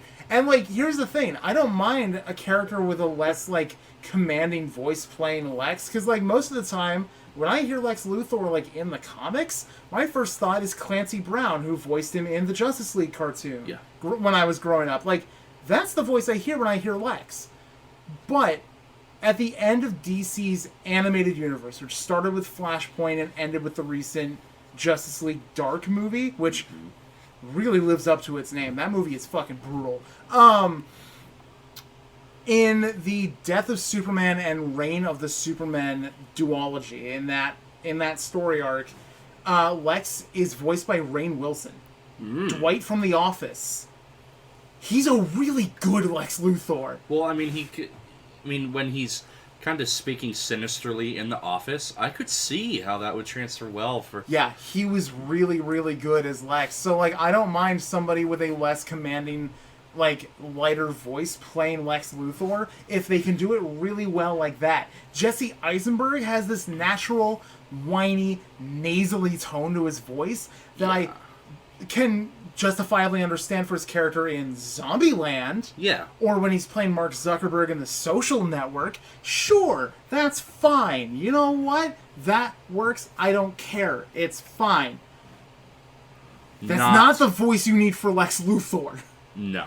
No. You stop. Imagine if Batman had the voice of like a 13-year-old boy. Like honestly, it just wouldn't. I don't hate a lot of the casting choices in the entire DC expanded Michael universe. Cera is the new Batman.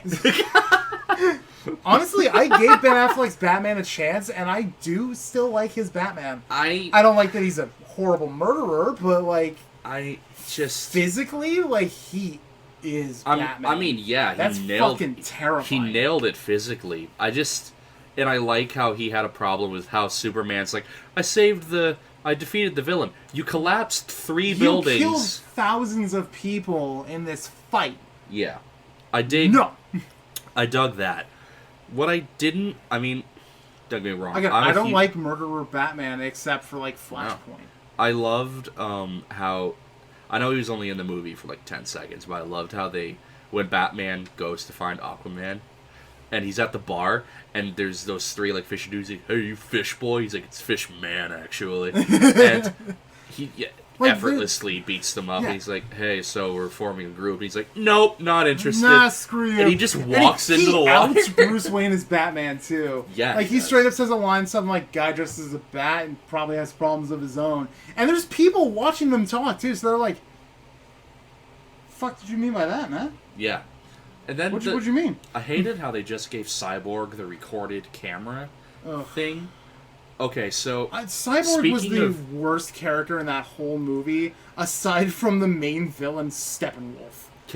Oh my god! Okay, so related but not related. The original Cartoon Network Teen Titans was a fucking incredible. Like, I know Robin was Dick Grayson. Yeah.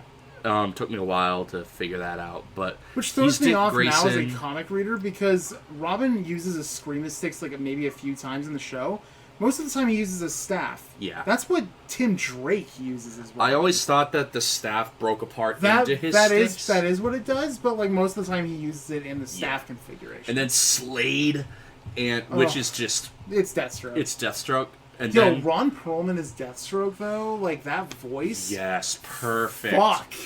And then the first episode when Raven shows up, and God, I love that show so much. Like, I grew up with that show. I grew up with the characters. That had some of the best character development I have ever fucking seen. Here's the thing about that show, though. Like, I do like the more emotional, like, hard-hitting moments that are really, really good. The rest of that show has not aged well, like, at all. No. Oh, God. No, it's entertaining, and then you find, like, that pebble of character development, or you find that pebble of emotion. And the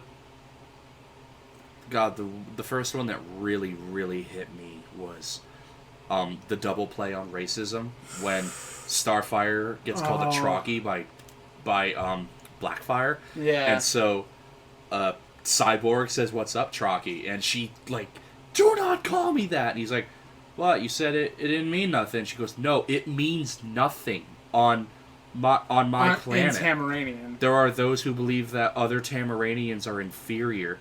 And Cyborg's like, "And you know that if you, like, hit him or something, it'll just confirm." And she goes, "Do you know how it feels to be judged by how you look?" And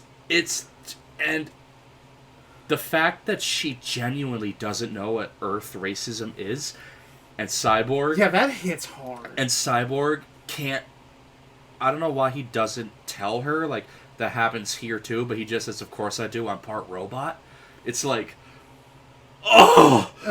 And then, in the first episode, when, the Cyborg approaches Raven, he's like, "Yo, what's up with you? Like, you ain't talk much." And she said, "I don't think I fit in." And he's like... He's green, she's from space, and I'm mostly robot. You'll fit in just fine. Yeah. But, like, no, most of the DCEU casting I actually don't hate, except for, like, very few characters. Jesse Eisenberg is Lex Luthor. Fucking awful. Fuck that noise. Nothing against Eisenberg. He's not a bad person for that, just not a fitting role. If they didn't write him as just Will Smith playing Will Smith, Deadshot was a really good choice. Yeah. But it's just Will Smith playing Will Smith, and that's it. Jared Leto is Joker. Okay, so I will defend him in this one little bit. That Joker, I feel like no matter who played him, would have been garbage. Absolutely. Just from his tendencies, and they turned him into, like, a mobster and shit. Here's how that modern gangster aesthetic could work if they had just dialed it back a little bit. The fact that it looks like he's gonna kill it as Morbius, I find that funny. It's like you couldn't cut it at DC, so you moved to Marvel. He was also really good as the main villain in Blade Runner 2049. He Yep. was fucking phenomenal in that movie. Yeah. So, like, Jared Leto's not a bad actor. No, just a bad role. Like, here's the thing. There's actually, like, there's a few things I can defend about that Joker design that I can't about, like, everything else about it. Joker having tattoos is not something that I'm against, because there's a Batman book called Dark Prince Charming, where the Joker design in that book, he's classic Joker, like suit, vest, pants at least, but like pseudo like new age like classic gangster. So like his hair's like, instead of slicked back, it's like spiked up and slicked back, like that kind of thing. His facial makeup has a different design. Like he has blue diamonds on his eyes and shit. Okay. And his sleeves are rolled up to the elbows. Yep. And on both of his forearms, he has one tattoo that are just fun little Easter eggs to classic Joker symbols and things like that. You know, if they'd done something like that, that could have worked. I can also excuse the metal grill. Because when you get your teeth punched out by Batman so fucking much... With capped knuckles. With capped knuckles? Yeah, that dude has fucking just brass knuckles just, like, in the gloves. Like, when you get your teeth punched out by Batman so much, getting reconstructive dental surgery is expensive. So why don't you just armor up your fucking mouth a little bit? But the fact, like, that kind of damaged on his forehead. No, that's gross. The ha-ha-ha's on his chest. The fact he had the giant smiling face on his... I actually don't mind the ha-ha-ha's because they spread down to, like, mid-bicep, and I think that is kind of cool looking. The fact he had the giant laughing mouth on the back of his hand. Yeah, the laughing mouth on the hand. He had a mouth on his stomach, too. Yeah, like, right there. I'm sorry. No, it's too much. Like, I do not like that. What else? Like, Ezra Miller is the Flash. Ugh. Not about it? No.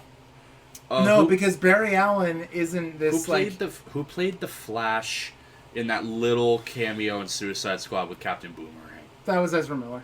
Oh, you didn't like his Flash? Nope. No, because it's not Barry Allen. It's really I was a Wally West Flash guy because of Justice League, because of the cartoon. Yeah. I'm a Wally West guy.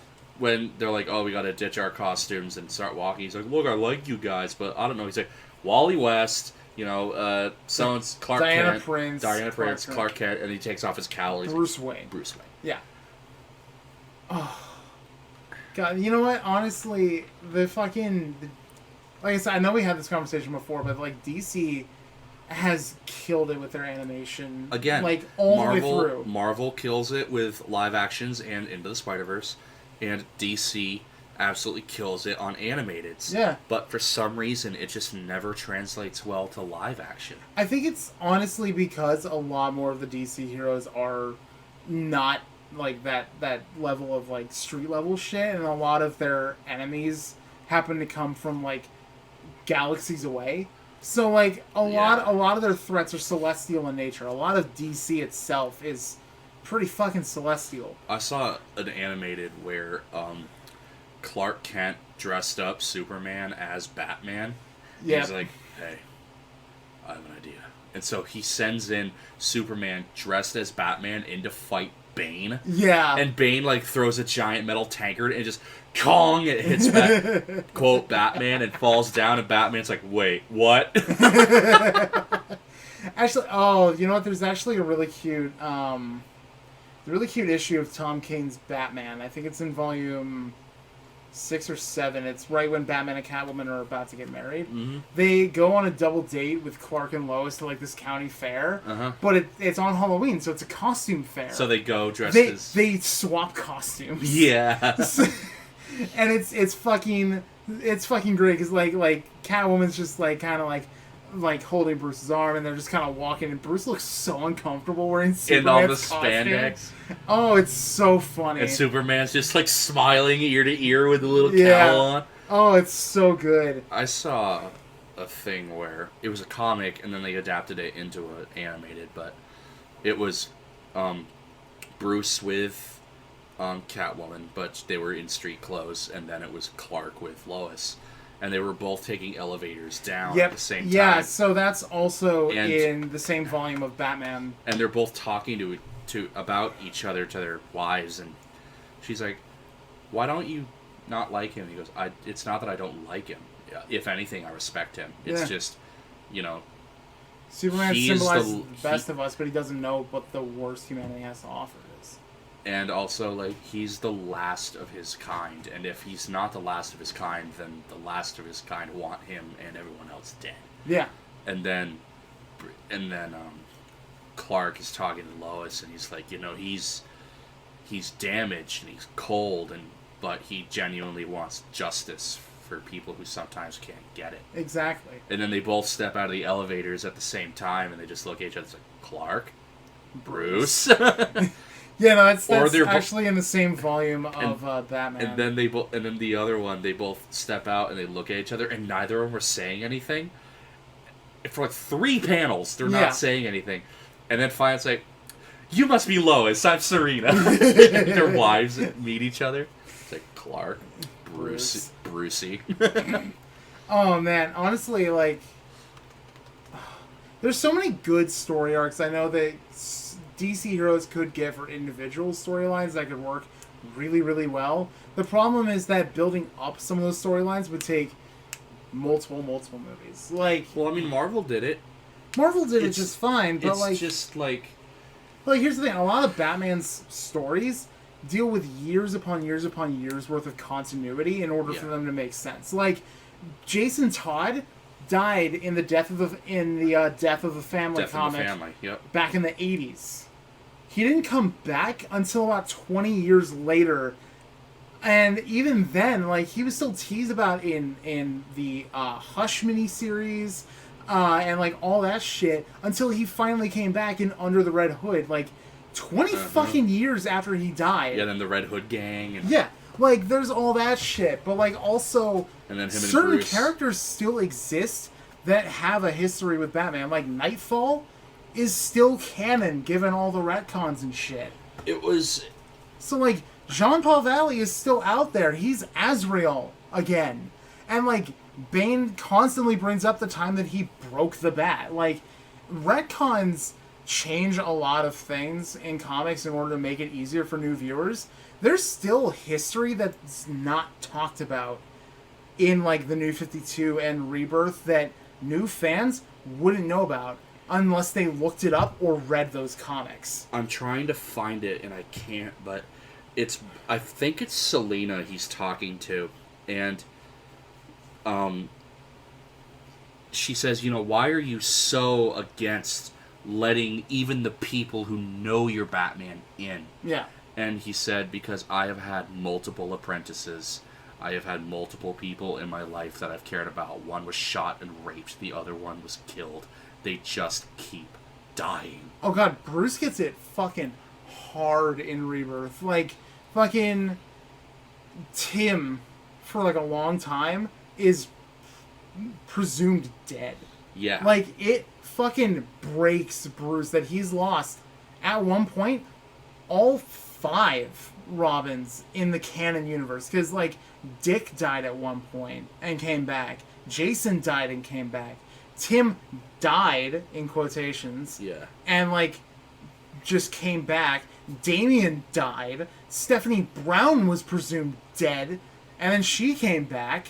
And, like, every single Robin he's had in the main universe has died or has been presumed dead to only come back later. And every single time that happens, it just fucking breaks him that much more. Yeah. Like, when Tim is presumed dead, Batman goes on a fucking manhunt for Batwoman's father because he led to Tim's death. Oh, what was the... And he fucking... like, he's, like, this close to just saying, fuck it to the no-kill rule. What was the fucking animated where it was the Flash who... I think the Speed Force spit him out in an alternate universe. Flashpoint. Where Bruce died and his parents became the Batman and his mom became Joker. Yeah. And his dad was way more metal. Oh, of a God. Batman. Like, his Batplane was a 747 that he had painted black because he owned, like, a casino and shit. And at the end of all of it, or when he first meets him, he's like, wait, in this world, Bruce died. You're Thomas Wayne. Yeah, and Thomas is like, how the hell do you know that? How the hell do you know that? He said, I'm from a universe where you die and Bruce lives. And it's great because Thomas doesn't believe it. He breaks his finger and he says, if you ever mention my son again, I'm a world-class surgeon and I have a lot of tools. And so he finally tells him, he finally convinces him, because I think he, like, shows him the Justice League something. Yeah. And he tells him what, like, Bruce has done and how he's still, like, a billionaire. And at the end of it, Thomas shoots Reverse Flash in the fucking head. And it's actually even more metal in the comic because, like, instead of just a gunshot to the head, Thomas takes a sword and runs it through Reverse Flash and just leaves him there to bleed out and die as that world disappears. Yeah, and he literally ends his world, and he gives a letter that he wrote to his dead son to the Flash, and he said, give this to Bruce. And he said, okay. And then... This is my father's handwriting. The Flash returns to his universe. He runs into the Batcave. He's like, Bruce, I have something I need to show you. And he's like, what? And he hands him the letter, and he's like, that's my father's handwriting. And there's something small that I picked up on, and maybe you did as well, but if you know what we're talking about and you've watched it, rewatch it, and if you haven't watched it, look out for this. He says, this is my father's handwriting. He goes, yeah. He tells him the whole story. Bruce takes off his cowl. And I think a lot of people think, yeah, Batman's his hero persona. It's like, no. I genuinely believe with every inch of my being that Bruce died. Bruce Wayne died the night the Wayne died with his parents. And he, from then on, lived as Batman with just Bruce Wayne as, like, his Bruce Wayne is the persona. That's what he signed his shit with, but he was Batman from 9 years old till now. Yeah. That's always been the thing in comics, is that, like, Bruce and Superman see each other as, like, equal, like... They see themselves as equals because they've gone through horrible trauma, but the ways they go about it are like horribly different. Some people Bruce wants to seek out the injustices in the world and stop them, so that way nobody else has to relive that night. Yeah. Clark wants to see humanity rise to its highest potential, and if he can help that, he will. Yeah, and he takes off his cowl, and he reads it, and he cries. Yeah. And the best way I can describe it is he accepted the letter as Batman, but he read it as Bruce, I guess. And his father's... Well, because the letter is written as for Bruce. For Bruce, and it's in, like, beautiful, like, perfect cursive from an ink quill feather. Yeah. And it's hard to read because, you know, Batman kind of obscures it, but for the most part it says, like, you know, we fight because what we're fighting for is worth it, and, you know, always follow your heart. Kind of a generic letter, but... And then it says, love your father, Thomas Wayne. Boy, you know, it's a shame the comics, like, really fucked with that. Yeah. Oh my god. Okay, so this is where it gets fucking nuts. Alright, so... This is where it gets nuts. Nothing before. Here's the thing. So, the comic Flashpoint that the movie is based on ends up rebooting the universe into the New 52. When Barry resets the timeline, it resets everything with some help from Dr. Manhattan because it's later retconned. Okay, I don't mean to cut you off, but I'm going to ask you a very straight up question right now. Realistically, I don't think there is anybody who could beat Dr. Manhattan. All he has to do is think you out of existence, and That's you true. are. Like, he could look at Superman and be like, blow up, and he would. I've read the entirety of Doomsday Clock because the second half of it just got released in a collected edition. There's a part where, like, the JLA and, like, all of their, like, partners and, like, everybody, like, the whole superhero community, with the exception of some others, fly to Mars to fight Dr. Manhattan. And the first person to try and fight him is Guy Gardner. Ugh. And Dr. Manhattan stops him, takes the ring, crushes it, and completely understands the molecular, like physicality of the ring and how it's able to harness emotional spectrums in an instant. Yeah. And then, like, all the magic users start fighting him, and in 5 seconds flat, he wipes the floor with them and fully understands the fundamental basics of magic. Dr. Manhattan's a god. You cannot change my mind. Except there's also a running story thread through Doomsday Clock where, like, John is, like, looking forward into the future, trying to understand why there's a moment where where he presumes his life ends. Because the last thing he sees is Superman in a blind rage running towards him with his fist in the air. And then black nothingness. Dude, fuck you. Superman can't beat Dr. Manhattan. Superman probably could. No, but he doesn't. Superman, like, all Dr. Manhattan would have to do is look at Superman and think, blow up. And he would. That's true. Like, but here's the thing. Dr. Manhattan doesn't want that to happen because the way Doomsday Clock explains it, after the events of Watchmen, Dr. Manhattan decided that there was no point in trying to stay behind and help save his Earth. So he managed to transport himself into the DC universe, and every single fucking retcon from the Golden Age to now, every crisis, every everything, like every time the universe is reset, it's because of John. Jesus. He resets the universe because Superman is like the one constant that he's observed the entire time, and he's the one constant that keeps the world from just like fucking blowing up. And it's great. There's actually I tweeted about it like God, I think 2 months ago as I was reading it, where like it's all told in narration, and let me see if I can find it.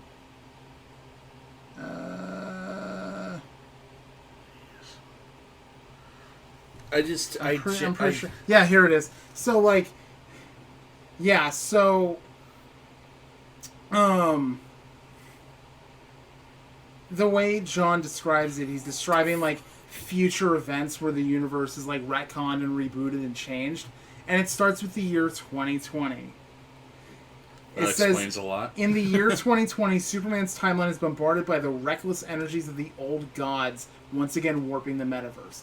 That's when, that actually describes when the JLA fought the Dark Batman, the evil Batman, and the Titans of the universe that were trying to destroy everything, and they created that crack in the source wall. That brought out the evil energies into the multiverse, and like just fucked everything up. And then here we go. It's July 2nd, 2025. A crisis unlike any the metaverse has ever seen. One they will call Time Masters erupts. You see, this is another thing about why Justice League can't... I won't say can't. I'm sure they'd find a way, but has not yet really found its full potential as a live action. Because, I mean, yes, they're about to do Multiverse of Madness with Doctor Strange, but it took a lot to get to that point. Yeah, absolutely. Now, I mean, if you released a live action movie, let's just say for simplicity's sake, with all the same people playing the same roles, yeah, there's tears in the universes and there's the fucking everything. Exactly. It's like, I know there's a superhero movie, but y'all are stretching it. Yeah, right. Now. But like, here's the thing. So, after the events of this Time Masters crisis, which I called DC Time Crisis.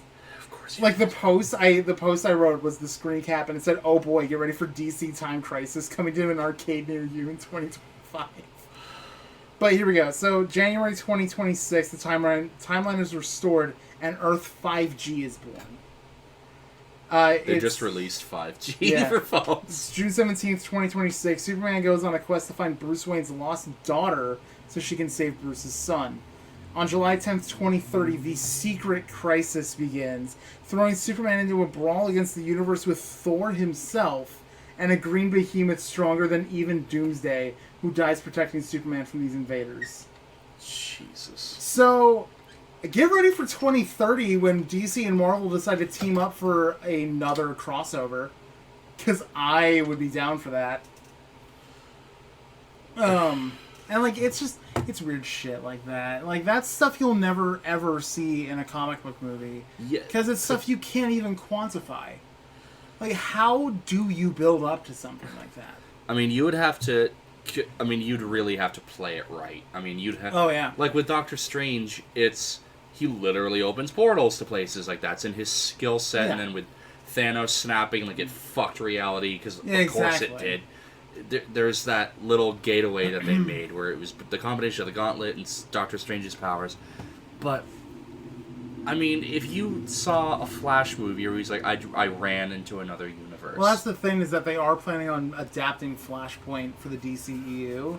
If they do it right, then great. They're not going to do it right, though. That's the thing. I said if.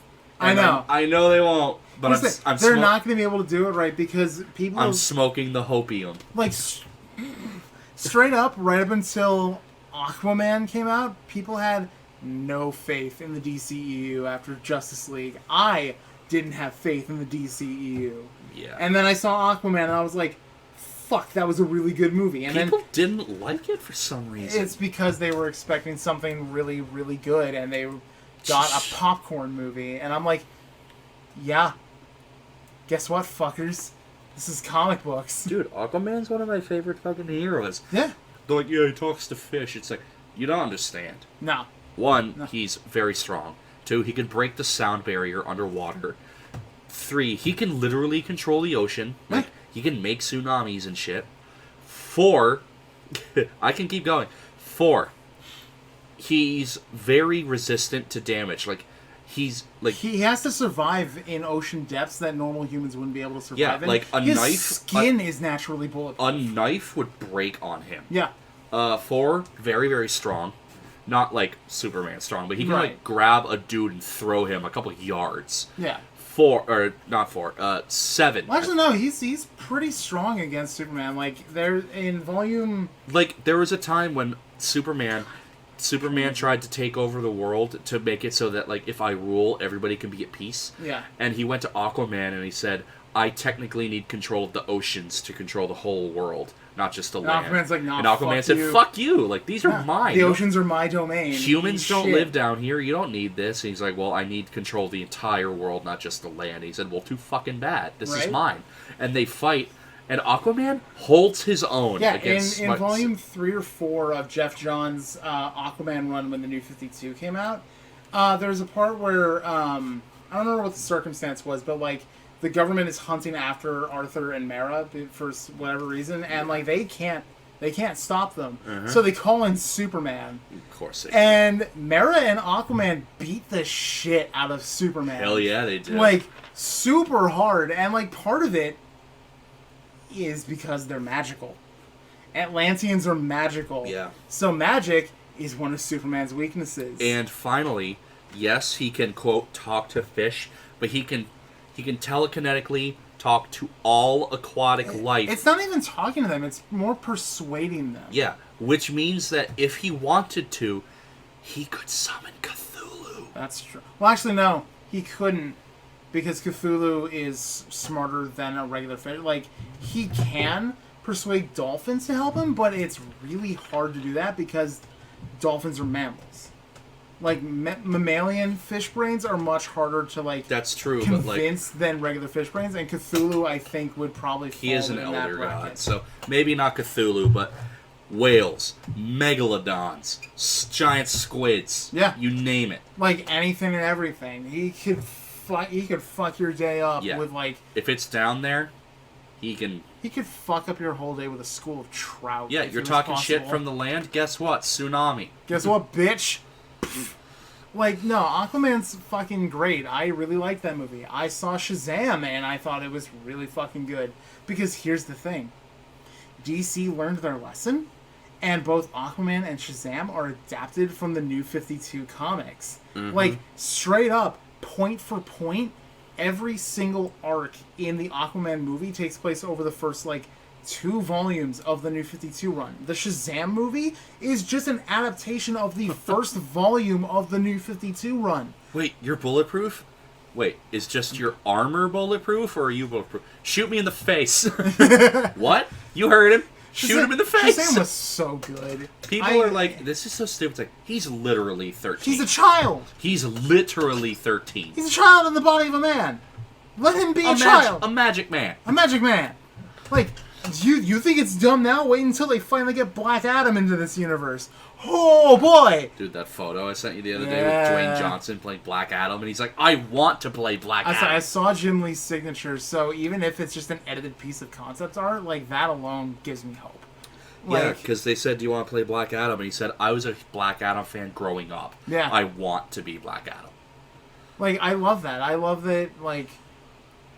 When it's not just a role, but it like means something. Yeah, here's the thing that DC got wrong for so long that Marvel got right is that every single writer and director for every Marvel movie does their research. Yeah. Whether they were fans of them growing up or they needed to do the research to learn about this character and make it accurate, they still did the research. That's why not a lot of MCU movies are inherently bad. I can name every bad MCU movie on, like, one hand. Thor Dark World. The Incredible Hulk. With Edward Norton. Fuck that movie. Fucking... Honestly, the other ones that I can think of are just kind of okay. Like, Ant-Man's kind of okay.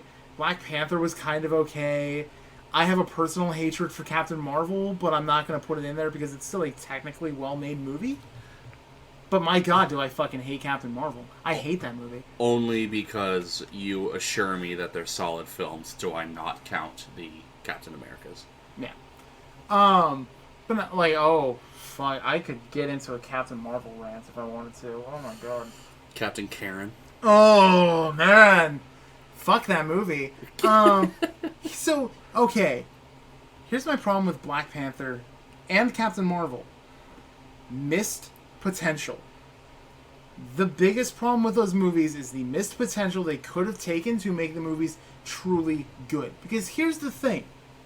The way I thought it was set up, in Age of Ultron, there's that scene with Claw because Ultron wants to get vibranium, and, they go into the whole backstory of, Claw's a traitor to Wakanda, so he's, like, branded with the mark of the traitor in Wakandan or whatever, and, like, all that shit. So he's an enemy of Wakanda.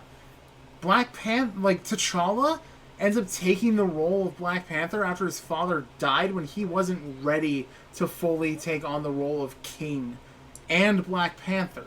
So, while Killmonger was a really good villain, and I think he would have been really good in his own movie if they had given it time to build up to it, I think that the Black Panther movie should have been like a world hop, not world hopping, but like a globe trotting, like, heist movie where you're watching it from the perspective of the people trying to catch the main villain.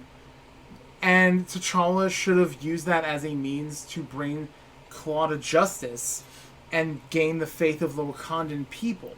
Yeah. And, maybe you can still go about reopening Wakanda to the world and, like, being like, yeah, we're here, we lied to you the whole time, we're willing to open up to you now. Yeah. And you could have done a really good end credit scener where Killmonger's, like, watching it on TV and going, fuck, I gotta take care of that.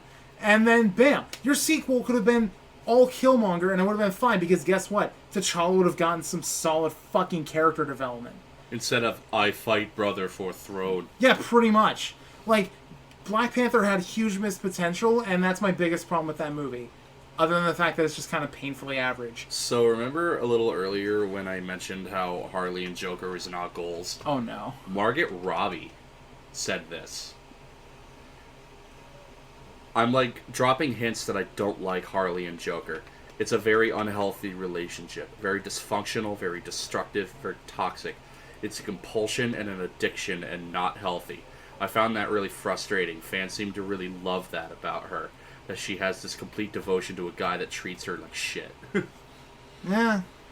But, oh god, okay, so, getting into Captain Marvel. I never saw Captain Marvel. Okay. I saw her in Endgame, obviously. Here's my biggest problem with Captain Marvel. It's an amnesia story. I hate movies that use amnesia as a plot point. Even Wolverine? Okay. Yeah. I hate it. I hate it. I hate it so much. Because it gives you the chance to use these characters as a blank slate and make their personality later. Except here's the thing. Wolverine has a definable personality because Hugh Jackman is a really good actor, and the writers for Wolverine know their shit, and they know how Wolverine acts. Here's the thing. Well, the fact that he has the dog tags that say Wolverine. Yeah. Like, they give him a bit. Yeah. But not... Captain Marvel... How do I word this? Okay, so, Brie Larson, Academy Award-winning actress. Fucking plays Carol as this, like, blank slate, like, self-insert character that you can make your own conclusions to, but that's not how Carol should be portrayed. Because here's the thing. In the comics, Carol is a snarky, badass, super chick who joined the military who joined the military flight program she was a part of because the military straight up told her women have never succeeded in this field. She said, fuck that, and did it and won and succeeded and became a badass flight pilot, right? So that's really cool on her own. She's driven, she's devoted, she's hardworking, she's snarky, she's sarcastic, she's a fucking badass, and all of her best relationships are with her friends like She-Hulk and Spider-Woman and War Machine. Like, their relationships define that character because that's when her true, like, spirit comes out. That's when her true character emerges. In the movie, she has one person to riff off of that really works well, and that's Nick Fury. And even then, the chemistry is not good.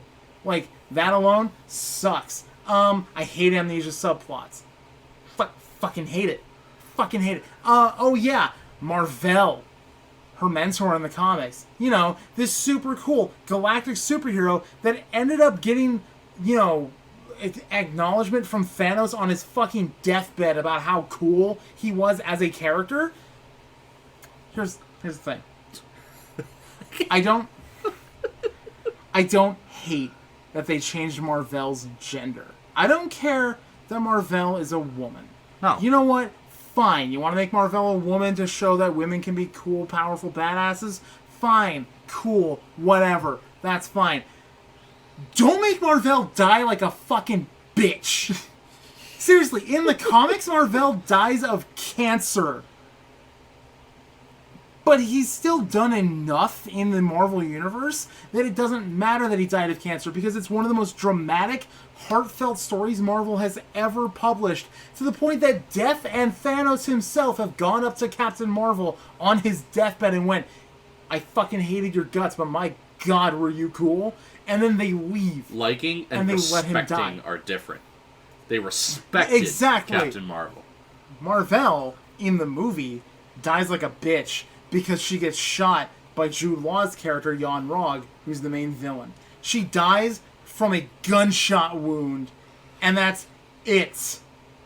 That's fucking it. They don't even give Marvel enough character to give her significance to Carol. And that's a big thing in the movie, is that the Kree Supreme Intelligence takes on the form of whoever is the nearest and dearest to that person.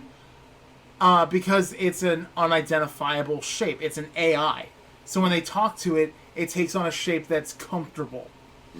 So, if Marvel died like a bitch and didn't mean much to Carol, and didn't mean much to Carol in the flashbacks they show of their relationship in the movie, why the fuck does the Kree Supreme Intelligence take on the shape of Marvel? Why is she so important when she does jack all and dies like a bitch? No. Fucking hate it. You know what you could have done instead for a Captain Marvel movie? You could have made Marvel Captain Marvel, because it's a prequel, because it takes place in, like, the 90s, and there's a 20-year fucking gap between Captain Marvel and Avengers. So, like, 20 years is a long time to define a character. So you know what? Make Marvel Captain Marvel in the movie. Make Carol Captain Marvel in Endgame. That way it gives a bit of air of mystery of how Carol became Captain Marvel. What happened to Marvel? So you do, like, a couple movie arcs where Carol and Marvel are, like, teaming up and saving the galaxy and, like, having fun little buddy cop adventures as Captain Marvel and Ms. Marvel or whatever. Like, let her become binary so that way she can shoot out the energy blast and shit in the comics. Whatever. Like, do that. And then make Marvel die a heroic sacrifice or something and have Carol take on the moniker of Captain Marvel to honor her mentor and friend. And then, bam! Carol's Captain Marvel, and that's so fucking easy. It is so easy. Well, hindsight's always 20/20. How do you fuck it up? How do you...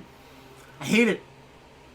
I hate Captain Marvel for personal reasons. Probably because they didn't want Carol playing second fiddle to somebody else. Where it's like no, this is her movie. And boo fucking who? Yeah. You know, fun. Call it... And full power Captain Marvel off the get-go wouldn't have much in the way of... First movie, call it Captain Marvel.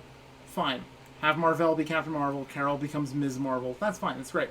Second movie, Captain Marvel. Subtitle, Enter Binary or something. Or like call it Captain Marvel. Binary. Because in the comics, Carol doesn't like get the ability to shoot photon blasts and shit like she does in the movie. She becomes in a completely different personality called Binary that is incredibly fucking dangerous. So, like, have Carol be her own antagonist in the second movie. Like, God, wouldn't that have been so fucking cool? Just Fight Club it. Man, it's a total shame one of my favorite Marvel characters got fucking butchered in the span of 2 movies. 2! Well, being a DC fan, my favorites get butchered a lot. I mean, that's fair. Like, I hate Captain Marvel. And then the so woman much. who played Captain Marvel was like, yeah, she could lift Mjolnir. It's like, that's not for you to choose, man. Well, I mean... I was Here's wondering... the thing, we don't know enough about movie Captain Marvel to really justify that. In the comics, though? Yeah, probably, actually. I was curious. Cap has lifted Mjolnir. Yeah, fuck Cap. Multiple times. I was wondering, how come Spider-Man isn't worthy of lifting Mjolnir? Because he kind of meets all the criteria. It's because he's not willing to kill. He's not. He's And not you willing need to to do be- what's necessary. And you need to be become willing worthy. to kill to protect your kingdom. Well, straight up, one of the best moments in any comic, and this is gonna get a lot of flack from people who hated Nick Spencer's Captain America run. Here's the thing, I like Hydra Cap. I think Hydra Cap was a really good choice because, fucking here's how it works. Okay, Lay it on so Steve was a frail old man for a while. He lost the super soldier serum. He got in the fight with Crossbones. That like him and Sam and Bucky were fighting Crossbones, and Steve was about to die. And in that moment, Kobik, who's the sentient embodiment of the cosmic cube, gives him the super soldier serum back and everything else. But it turns out the whole time, it was a secret plot from Red Skull to A, give him his abilities back, but also B, use her reality warping powers to change Steve completely. So now the old Steve personality is trapped in the cosmic cube, and the current Steve that was in the Marvel Universe is a warped perception of Steve who, in his own rewritten reality, was a secret Hydra sleeper agent the entire time. And he tries to dismantle S.H.I.E.L.D. and the superhero community from within the entire time, right up until Secret Empire, when Hydra takes over the fucking world. There's a moment where they fight Captain America on the steps of the Capitol building in DC, and Cap wipes the fucking floor with all of them because he thought ahead of everything. And also, Hydra Cap is still pure and virtuous for the wrong reasons. So guess what? Hydra Cap can lift Mjolnir.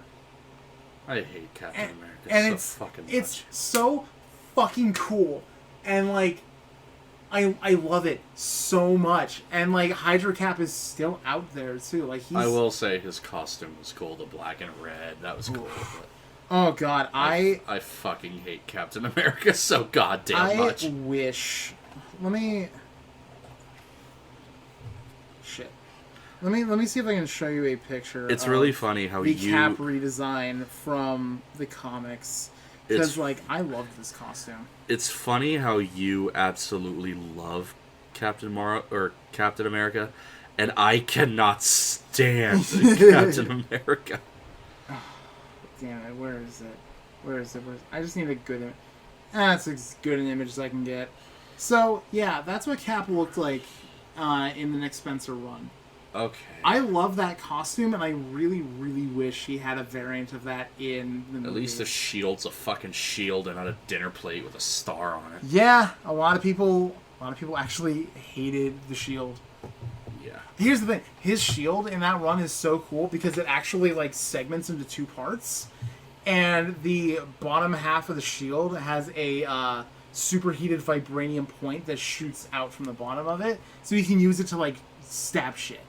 Like, you can stab through, like, train doors and stuff. I still hate Captain It's so cool. Oh, Christ. I just hate that he's... You hate that he's a pure and virtuous dude who can do no wrong, except he always does wrong? No. No. I don't hate him for one thing or two things that he does.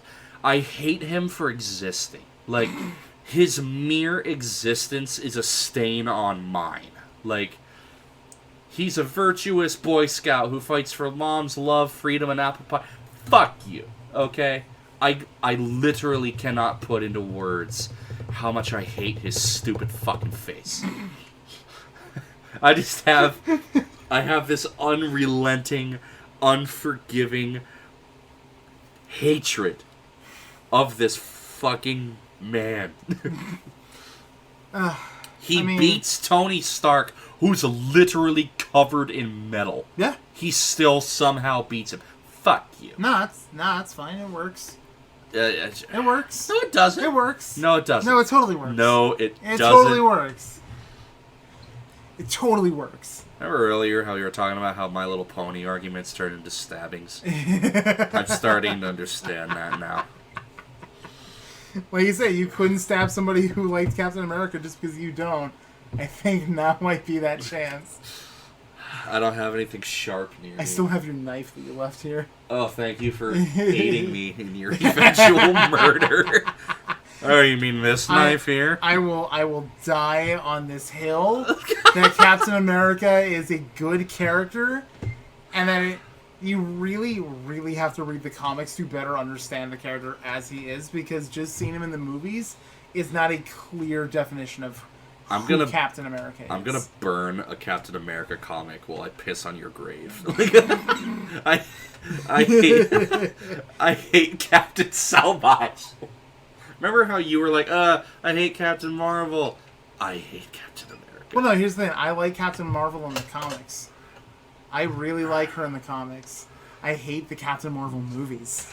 Or the movie so far. I just... Yeah, same. His stupid fucking face.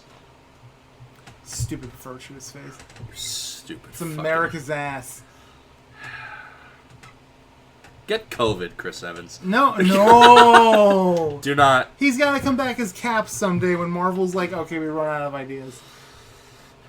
Apparently they're trying to talk Robert Downey Jr. to come back for another movie. Of course they do, because I want their next movie to make money. Well, considering at this point the only movie that's been planned out and shot so far is A, Black Widow, which hasn't come out yet because it got delayed because of the epidemic and all that shit. But also, B, the only other movie that's even been close to being in production is the third Spider-Man movie. Okay, that's their game plan right now. The Russos... The Russos themselves said, we love writing ourselves into a corner. But you've written yourself into the ultimate corner. They have the gauntlet. They have the stones. Well, no, they don't. Because Steve went back in time to put them all back. Otherwise, the timeline would have been fucked up. Well, they still did in the end, because I don't know why they had Hulk use it when Captain Marvel could have clearly used it without being injured. See, here's the thing that actually annoys me more. Here's a lot of things. Captain Marvel could have easily used the gauntlet without being injured like Hulk was. 2, they could have just fucking snapped Tony back to life. Use the Time Stone like Thanos did on Vision. Just rewind him alive. You wrote yourself into the... If you have a tool that can do everything, you have no excuses. Right, but bringing Tony back would have made sense and been useful. It would have made sense, right? But like, here's the thing about why they did it in the first place is because it gives Tony a heroic sacrifice to save the world, and in bringing him back, it would just kind of defeat the purpose, like that kind of thing. I know why they did it. It's just when you're so fucking able, like when the Hulk snapped and made everything back the way that it was. It's like, fucking bring Tony back. Yeah.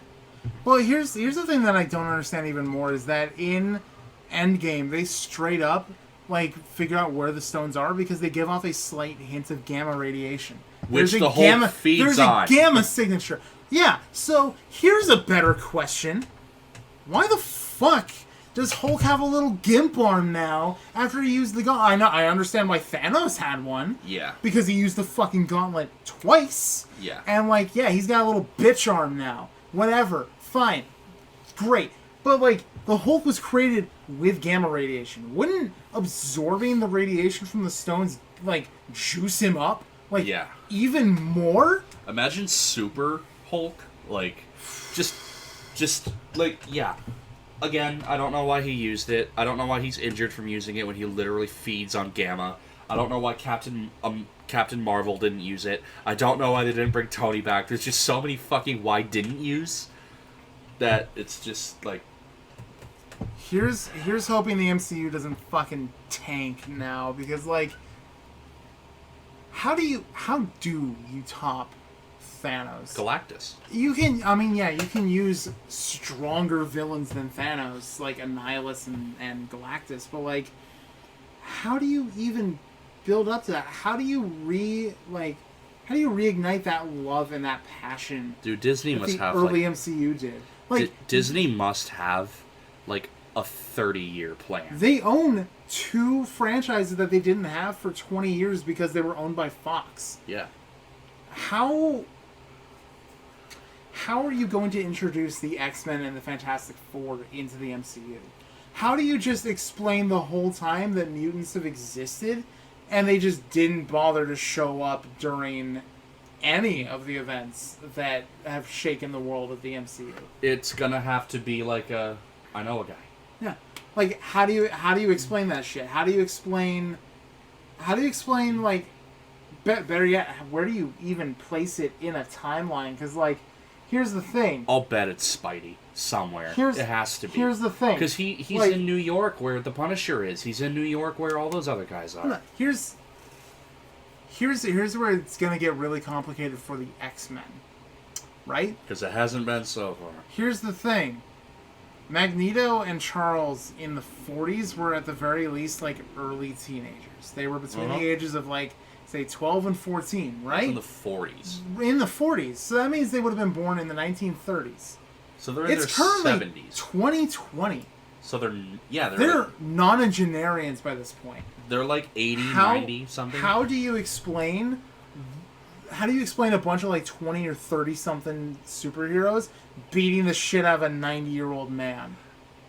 How do you do that? I don't think they do. I think it's... Unless you make it a prequel movie somehow in order to justify the age, or B, you do some really random comic booky bullshit. Well, you got 5 years from the snap. Well, there's that, and oh, actually, yeah, that's not even taking into account the main universe now being in 2025.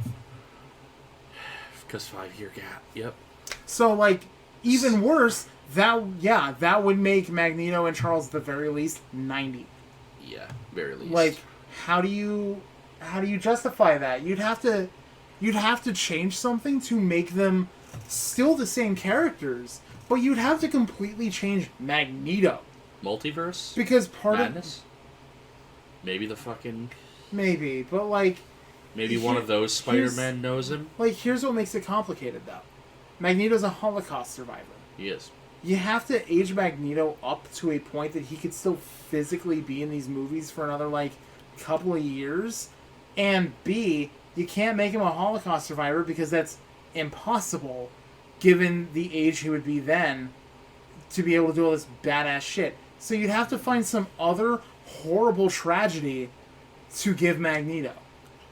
You'd have to find something else to justify him having a hatred against humanity. So, my thought, let's say he's... drafted to Korea or some shit. Not even drafted into Korea, because that would still make him really, really old. He has to be at least between 50 and, let's push it at 70. Okay. You change his ethnicity. Make Magneto Vietnamese. Vietnam. Place him as a child in Vietnam, and he watches his family get gunned down, and in his rage, his mutant gene activates, and he slaughters an entire troop of American soldiers using, like, their own dog tags and bullets and shit. Like, Do that. Fine. Like, they go to shoot him, and all of a sudden, all their bullets are just floating in front of him, and he just sends them back, and they all... Like, okay, yeah. Make Magneto Vietnamese. Or make him Rwandan. Rwandan genocide. You can't replace fucking Ian, though. You can't replace anybody that's in the main X-Men cast, but you're gonna have to. Like, I couldn't imagine. And I already have some pretty good picks for certain characters. Like, I couldn't imagine anybody but Sir Patrick Stewart being Professor X. That's true. Like, well, actually, here's Mark Strong. When he was like 20. Mark Strong? I thought there was a guy who played Professor Xavier when he was like in his 20s. Well, or James 30s. McAvoy. James McAvoy. That's it. I mean, yeah, you could bring him back as Professor X if you wanted. He's right around like 40-ish now. But like, I've been thinking about this for a while. Like, here's the thing: don't introduce Wolverine in any of the X-Men movies until you've made it into like 2 or 3 films, because once you introduce Wolverine, it becomes the Wolverine show and not X-Men. That's the biggest problem with the X-Men franchise as movies, is that they focused a lot on Wolverine and not enough on the ensemble. So, make the X-Men good characters first, make them relatable, make them marketable, then you can introduce Wolverine. It's because like, here's we the need thing. another guy. It's like, we know somebody. So, Marvel, if you're listening, take fucking notes, alright? So, introduce the X-Men. Hey, Russo brothers, who made the highest grossing film of all time. Take notes. Take notes. So make it the original X-Men team. Cyclops, Jean, Iceman, Angel, Beast. With Professor X leading the team. That's the original X-Men team. Use them.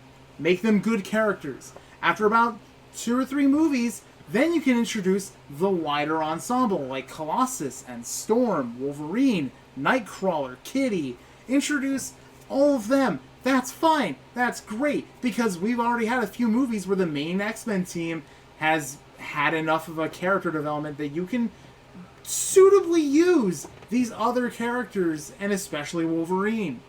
That's fine. Mark Strong is Professor X. No matter what. Because honestly, watching him in Kingsman makes me really want to see him as Professor X. Because he played Merlin in Kingsman. Okay. Yeah. So make him Professor X. That free, right there.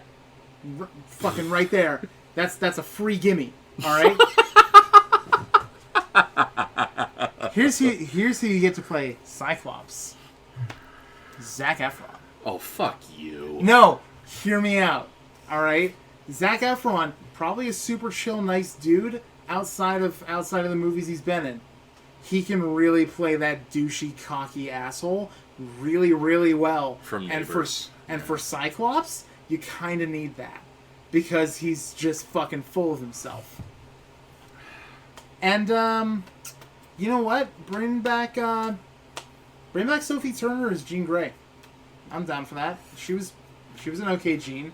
I'd be down for that. Make, Who's the fucking Skarsgård that played Tarzan like a few years ago? Oh God. Make him Angel.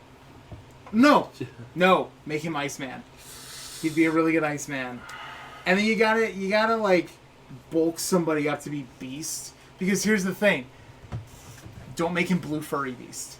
Wait for later for that. Make him regular human Beast, who's fucking weird. He's just a big, burly dude with monkey feet. Monkey. Reject humanity. Return to monkey. Like, yo, how's Godzilla, or how's King Kong gonna beat Godzilla? He's like huge and he shoots plasma. Monkey. Well, Kong is monkey. Monkey. Compelling argument.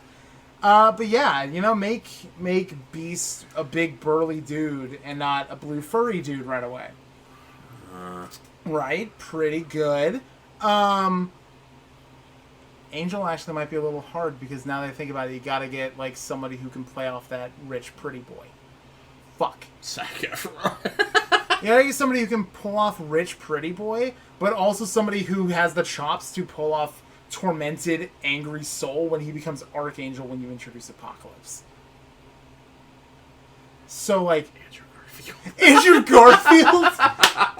Oh my god, that's actually perfect. Spider-Man went belly up, so why the fuck not? Fuck, yes. That'd be fuckery, though. Make Andrew Garfield Angel. That would be beautiful. That'd be great. Oh my god, why didn't I think of this? There's my free gimme. Holy shit. Russo brothers who made more money in 5 minutes than I'll ever see in my life. I'm trying to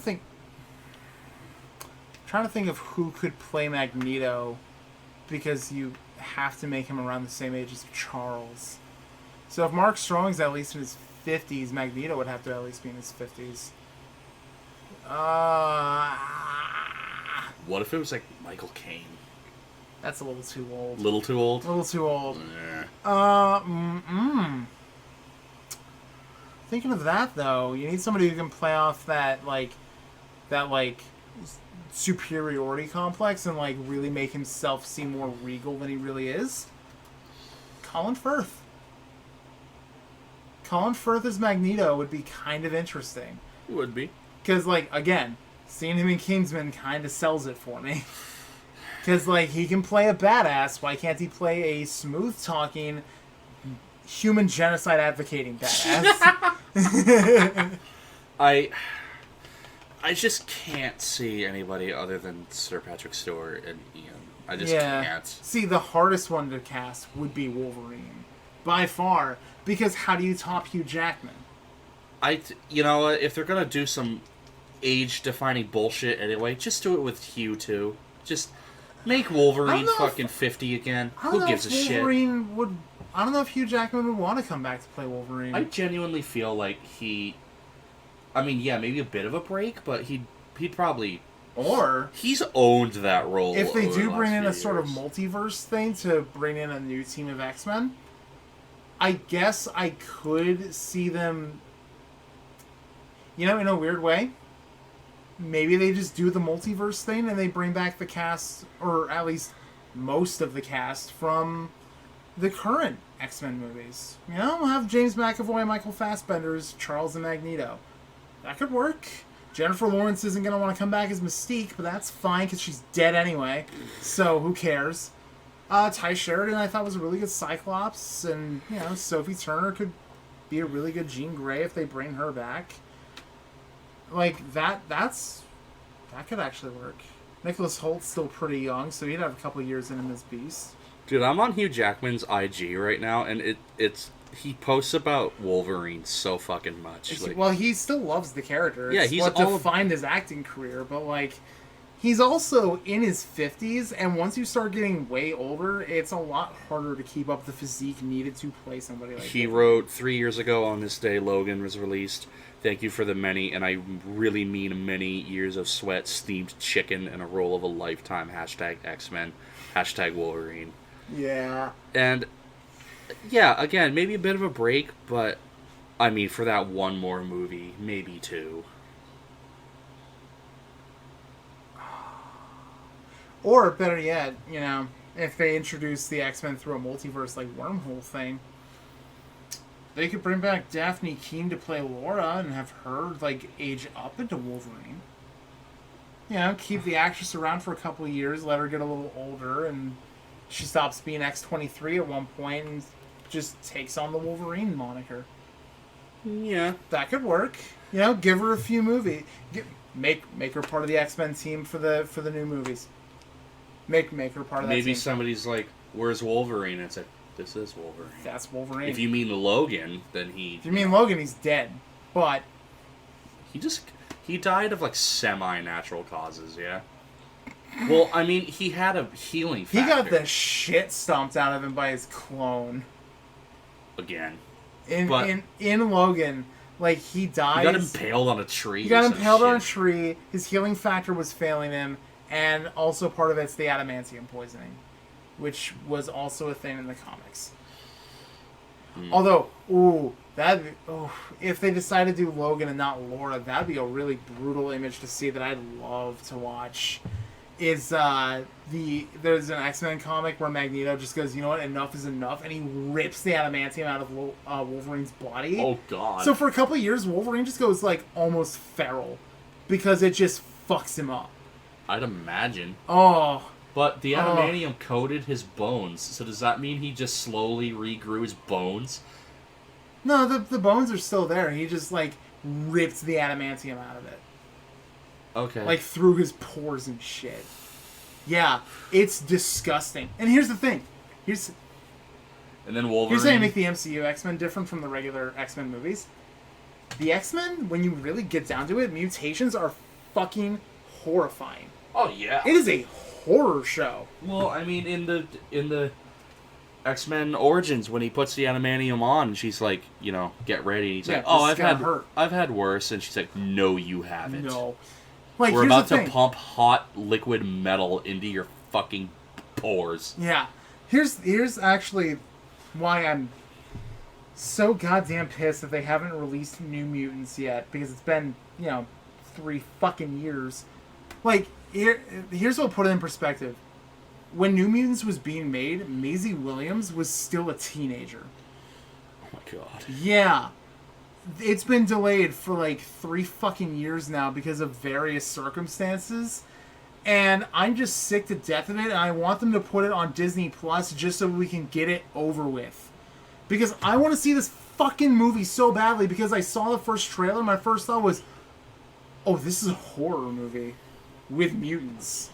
I'm down. And then the more trailers started coming out, I was getting way more excited, to the point that, like, one of the trailers introduces Colossus' sister, Magic. Magic is super fucking cool in the comics.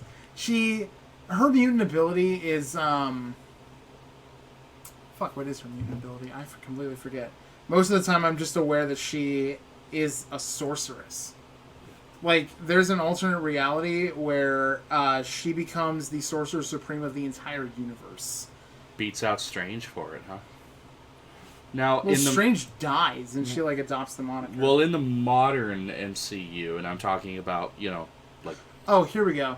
Interdimensional teleportation.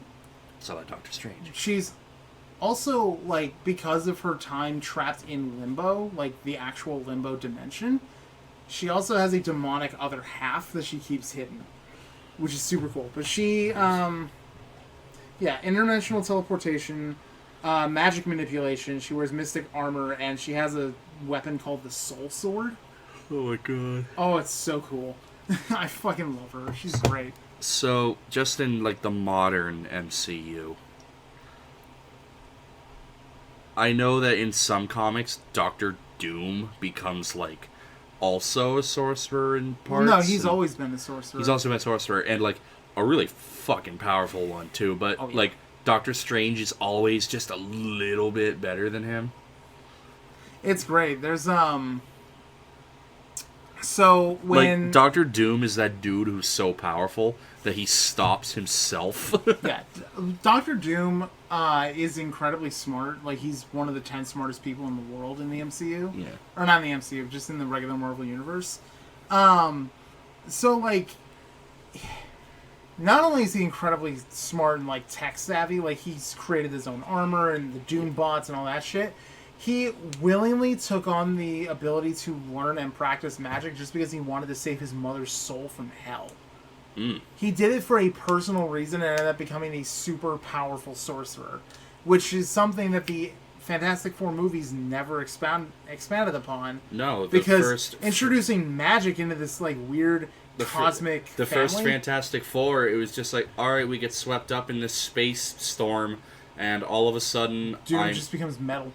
All of a sudden I'm just slowly becoming metal and also a douche. Yeah, it makes no sense. That's it. But, like, after Civil War 2, when everything's all said and done and Tony's, like, kind of lapsed into a coma for a little while, Doom takes it upon himself to reshape his image post-Secret Wars, when he was humbled after becoming a god. Like, okay, so during Secret Wars, he became God Emperor Doom, and combined the total multiverse into a conglomerate world called Battle Worlds, and ruled it from atop Yggdrasil, the World Tree. Oh my fucking Christ. Yeah. Turns out, he enjoyed being a god for a little while, right up until it started getting boring, and he realized that being a god is not all it's cracked up to be. So when the universe was reset entirely, when the multiverse was like changed, he decided to take it upon himself to become not exactly a good guy, but not evil either. Kind of a neutrality guy. Part of that included him becoming Iron Man. Jesus He Christ. he took the files for Tony's Prime armor, the Armor Prime, and manipulated it for himself so that way he could rely on both technology and magic. And it's a slate gray costume with green arc lights, and he still wears the cloak. That's actually sounds He's cool. super cool as Iron Man, and it's a shame not a lot of people read that comic because it went through a really good character arc, and now I'm pretty sure Doom's just back to being evil. Yeah, I mean, I didn't know much about the Fantastic Four, but I finally saw Fan Four Stick the other day because it's on Disney Plus. When I watched the first Fantastic Four movie with like Jessica Alba as Miss Invisible or whatever, I was like, I mean, it's not awful. It's just kind of it's silly and cheesy. And then Silver Surfer was a film. Yeah. And then the fucking reboot. Fan Four Stick.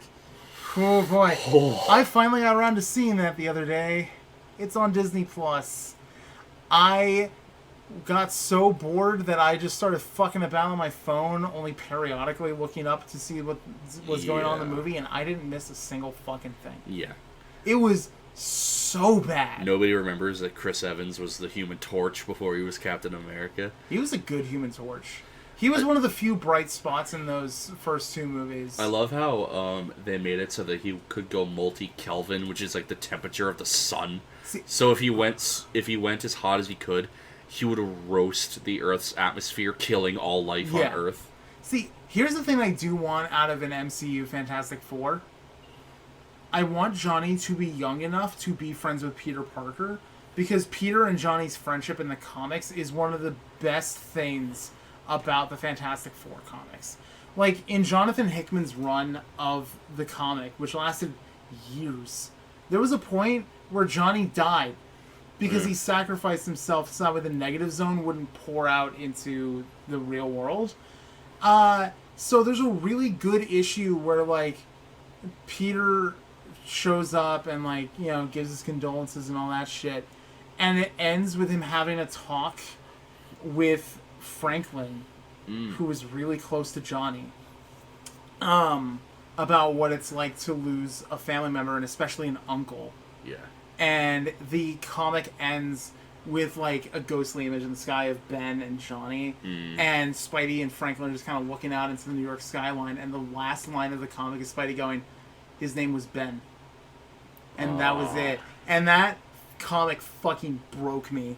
It was so good, and, like, that's the kind of thing I want to see in the MCU Fantastic Four. I don't care if, Reed already has, like, gray hairs, so, like, put Reed in his 40s, that's fine. I don't care. That works. I'll take it. That's fine. Make Sue, noticeably younger. Make her, like, I don't know, late 20s, early 30s. Why not? Ben should be right around between... Actually, no, Ben should be right around Reed's age, because they were college roommates. And make Johnny a high schooler. Yeah. Make Johnny a high schooler. Just have him go to school with Peter and form a really fun friendship with him. Yeah. I would kill for that. That would be awesome. They have to sneak out of class together or some shit. Yeah, exactly. Like, that would be fucking dope. And it would also remind me a lot of Ultimate Spider-Man with their friendship, because, like, they had a really good friendship going between the two of them and Iceman. Yeah, and then, like, it was great.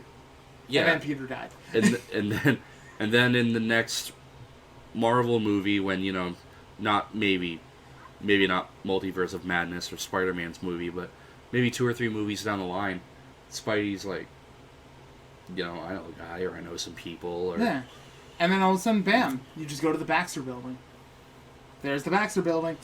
Yeah. Oh, actually, you know what? Using the third Spider-Man movie would be a really good opportunity to introduce the Fantastic Four. It would be. That'd be pretty dope. You know, Spidey, he's fighting somebody, getting his ass kicked. And he runs away to the Baxter building and like goes in through a window and he gets trapped. Not even. He like in Amazing Spider-Man #1. Not even. Like, he gets kicked into a car or something and he's kind of like stuck. He's like, oh god, this sucks. And then all of a sudden, whoever he's fighting just gets knocked back and they go flying through a car, and then you just see a fucking rock dude. Yeah, no, what would be really great is a hey, close-up Peter. image of the villain like walking up to Peter, like you just see his face, and all of a sudden out of the corner, you see a big orange fist. Yeah, and that's like, sup. Oh, hey. Sup, Slim. Sup, Peter. Oh, hey. Yeah. Oh, yeah, no, that'd be great, because then Peter could be like, wait, how do you know who I am? And Ben could just be like, your face is all over the news, kid. Yeah, your face is like, all over the news. How do you think we know you? Come on. We're gonna help you out. You murdered that guy. So then you go into the Baxter building, and the first person to show up could be Johnny trying to showboat. Yeah, that would be, of course. That'd be perfect. And then like his sister comes in to shut him up. Yeah, and then... Sue could show up to like try and give like a sympathetic like hand to Peter, and then they just like lead him up because Reed's too busy doing science shit to Always. come down. So like and like you could take the elevator up, and it'd just be like this uncomfortable, quiet scene in the elevator that lasts like 3 or 4 minutes before Peter pipes up with, so how big is this building exactly? And Sue just kind of looks at me and goes, that's a little complicated. Because then you can have like some bullshit like Reed, because like that's the whole thing with the Baxter building, and especially with their new headquarters in the comics, is that like Reed uses like quantum tunneling to make the buildings bigger than they actually are. So like, why not do that to the Baxter building? That'd be so fun. Or maybe he's like poking the thing, trying to like ting ting ting. He's like, stop it. Stop it. And then like Johnny could look at him and be like, so what do you do? And Peter could just be like, whip. What do you do? Yeah. Johnny, stop it. No! Johnny, stop it. No, it could be like a really cramped elevator just because of Ben's size. So then, or he's like about to do it, and his sister's like, Sue's like, Johnny, no. Stop. No.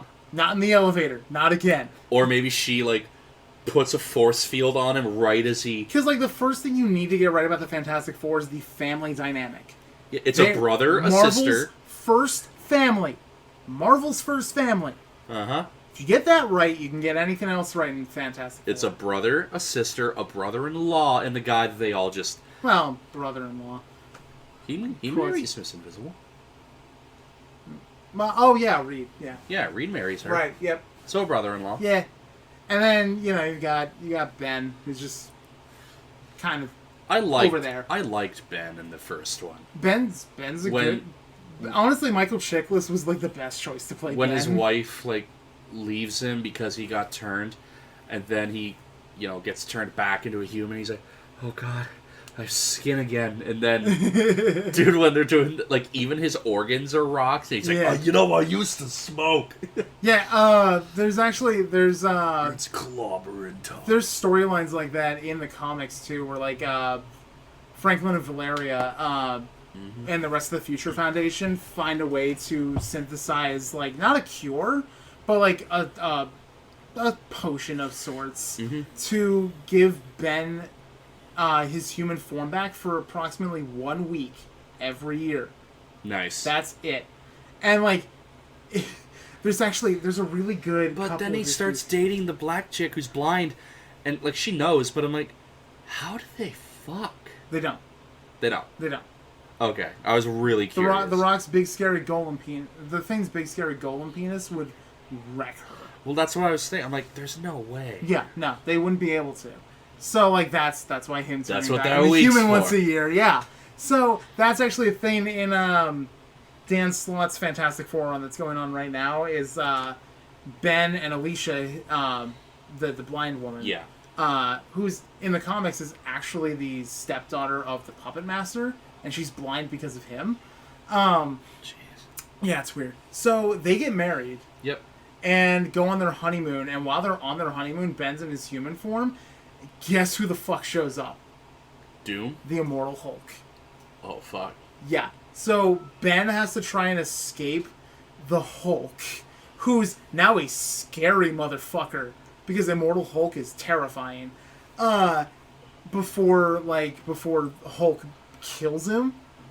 And, like, he ends up turning back into the Thing, and they go, like, blow for blow, like, most of the fight, up until the Thing's, like, rock form starts, like, chipping away. Because, like, that would be pretty cool. If that was real, that would be pretty fucking cool. I mean, it looks convincing enough. It does. It has Sony on the bottom, it has Marvel, it has... Right, but, like... Dolby. I mean, I know people can fake it. Like, yeah. They're really good, but... That's the Iron Spider suit, right? It is. Yeah. Which Peter's not going to need anymore because his upgraded suit can do, like, really cool shit. Yeah. But still. Oh. You know, there's some storylines I know they'll never be able to adapt for any character, especially Spider-Man, but, like, I would kill to see them try and adapt Superior Spider-Man.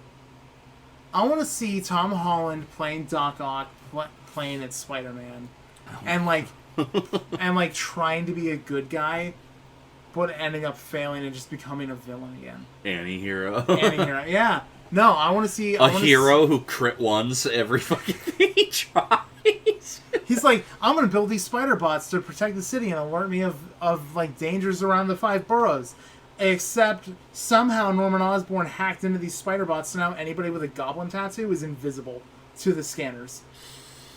Like, that stupid bullshit. Or, I'm going to try and get back together with Mary Jane because Parker was a fool to try and break up with her. Oh, who's this hot midget? Jesus Christ. He dates this, like, really smart woman named Anna Maria Marconi, who is a little person. But she's one of the best characters, honestly. She's snarky. She doesn't take his shit. And as soon as she finds out that Peter's Spider-Man, it's not because Doc Ock tells her. It's because Doc Ock relinquished his spirit to Peter and, like, let Peter become Spider-Man again. So after that happens, they still end up, like, living in an apartment together because Peter has nowhere else to go. Yeah. And they're really good friends. So there's a fucking hilarious image in Amazing Spider-Man #1 where Peter and Silk are, like, on the ceiling of the apartment, like, making out and, like, really going at it. Nice. And Peter's, like, Spidey shirt, like, falls on Anna Maria's head, and she looks up and she goes, you know, I didn't let you stay in this apartment so you could fuck all day. Like, it's great. Yeah, that sounds awesome. Actually, bringing in Anna Maria would be pretty fun, even as a side character. She'd be a really fun character in the movies. I'd like her. Would be. Or, better yet, they could do something no other Spider-Man movie's ever done. The constant, like, flipping back and forth between, oh god, do I want to date MJ, or oh god, do I want to date Gwen. That constant back and forth up until Gwen, you know, kicks the bucket. Yeah. And then, bam, there's MJ. There you go. Done deal. That'd be great. Take notes, Russos. take notes, anybody, really. Like, bring this to Marvel. These are good things. We know one of our listeners has their number. oh god, it's like 7:30. Fuck. I didn't even realize. Yeah, we're closing in on 3 hours again. Or we're past 3 hours again.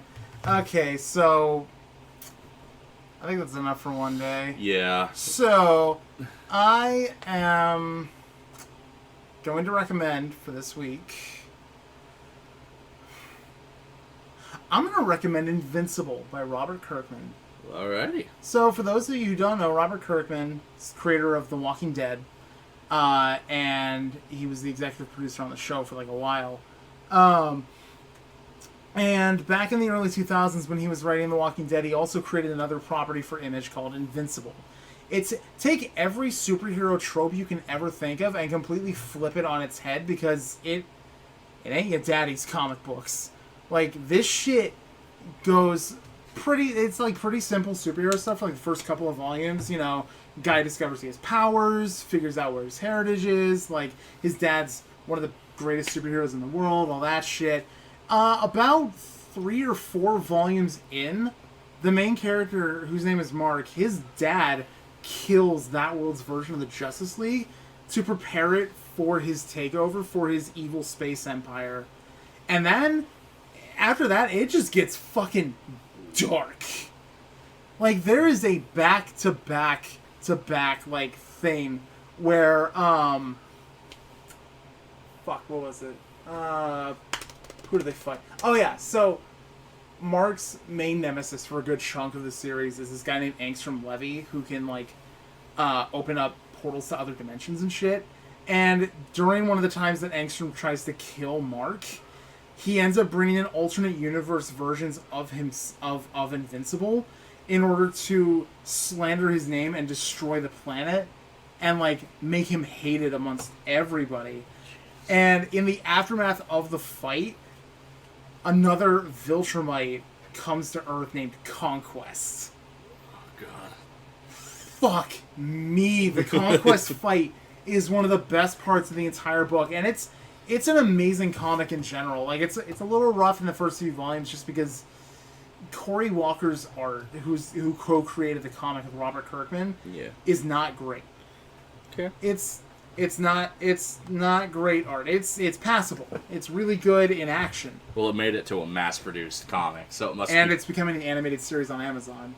But like the whole series is 25 volumes. Goddamn.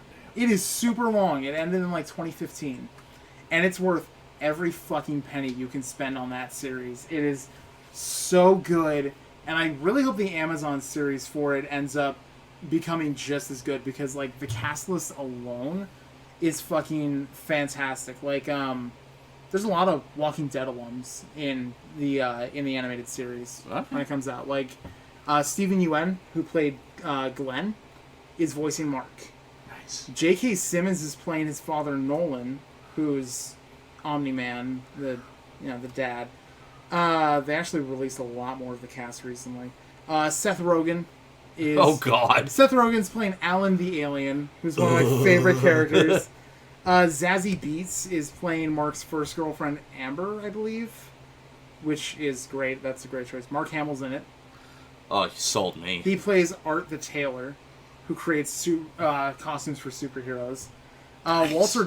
Walton Goggins, who was in like the A-Team and all that shit. He's playing Cecil, who's like this government spook. He's fucking great. That word might be testy for some people.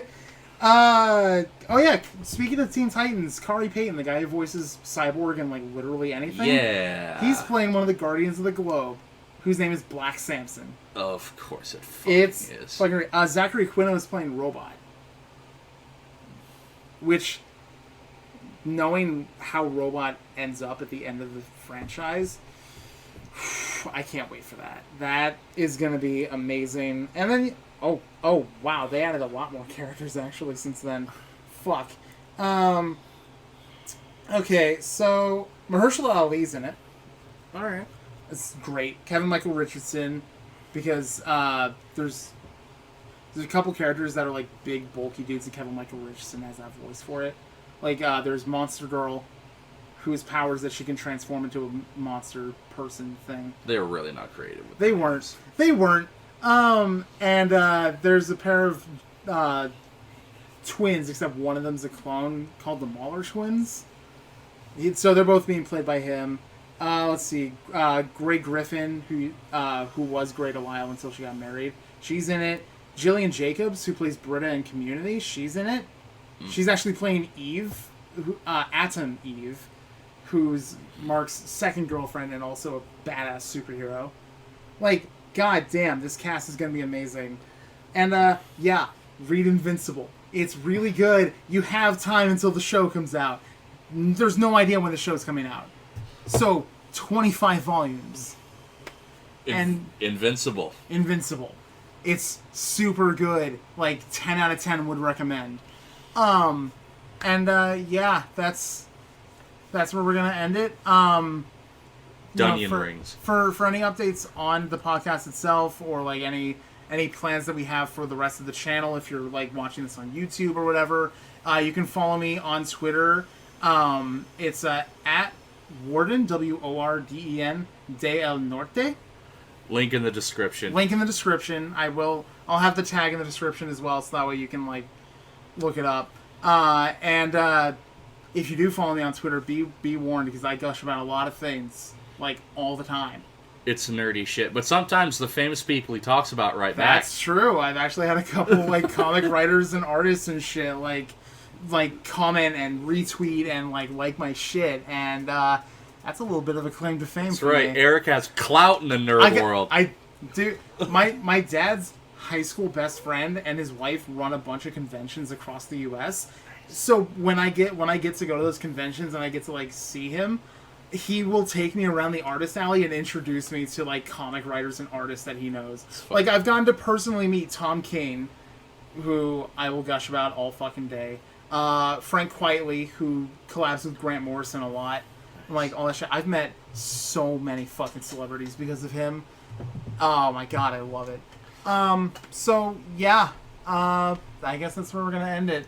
All right, Dunyan Rings. Dunyan Rings. We're signing off. Get the fuck out of our sight.